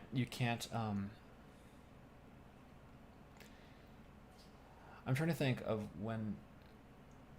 Is there actually cases? Yeah, I think if you omit the brackets, then you can actually break the reasoning if you don't have semicolons. Maybe. Otherwise, JavaScript is undecidable. Okay, yeah. So it does become undecidable. Okay. I didn't actually know that, to be honest. I didn't think about it. I never thought about it. Maybe. Yeah. I use this shit because enter the void, like it says this on their website. It says it somewhere. Is it documentation? I don't remember. I'm like really bad at typing on this. Yeah. I don't want to take a risk. Ask them to leave a follow. And then, because it's like almost 5 a.m. Yeah. And Taishi's already going to sleep. Okay. So you can like continue this conversation later. Yeah, I want to continue this. I actually want to continue. Use for their workstation. I use something that doesn't work to the work. Just keep the time in mind. Okay. Fedora workstation. You want That's to really close cool. my stream for me? Yeah, I will. Okay, my guy. Fedora workstation. Take care. Thanks.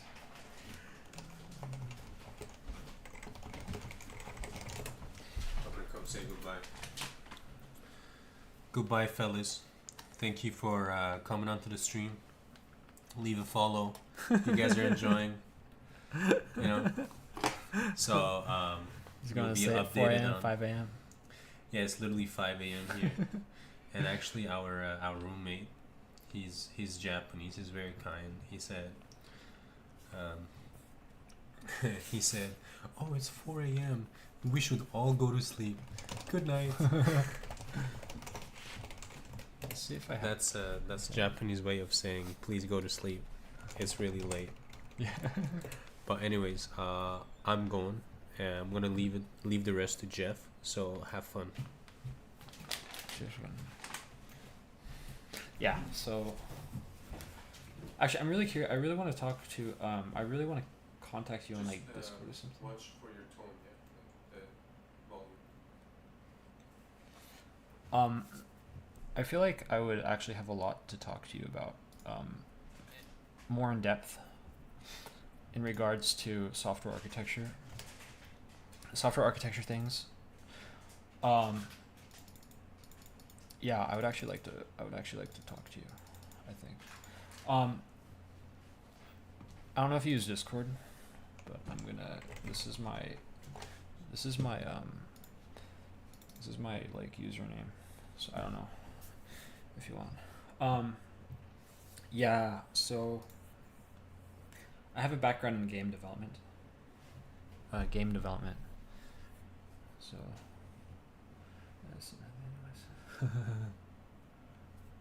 what kind of books do you recommend, if any? I did a lot of game. I'm trying to think. I mean, I don't have anything I can really show you. But yeah, like doing game development made me realize that like yeah, programming is hard. It's very hard. Nice. Yeah. Games are really hard. Really, really difficult. Way more difficult than this website that I'm working on for this company. Yeah. It's very, very, very difficult. These fucking like blog things. I like math. So I was doing like a software renderer. These cool little 3D, and it's corrupted. This image is corrupted. This is an integer software renderer. Floating, it's a fixed point renderer, but I don't know. Got like these Roblox IK solvers. Oh, I got videos. Oh, these are broken. No, these are broken. These are all broken, except for that one. Oh man, that takes me back. Holy shit. Yeah, I learned programming through Roblox actually, and math.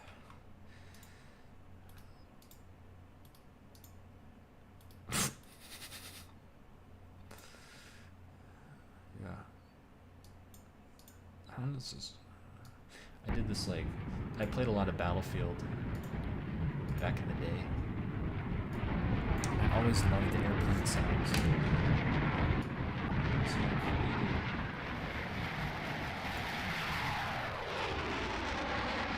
created like a flight simulator. all the effort went into the sounds. So. That's funny. Yeah. Sure, man. It was good talking to you. Thanks so much. I'm glad to know there's another Haskell programmer. It's awesome. I killed the stream, so I'll be ending the stream as well. Catch y'all later. This is Rudy's Cafe. It was a pleasure. Pleasure being your host tonight. So, catch y'all later.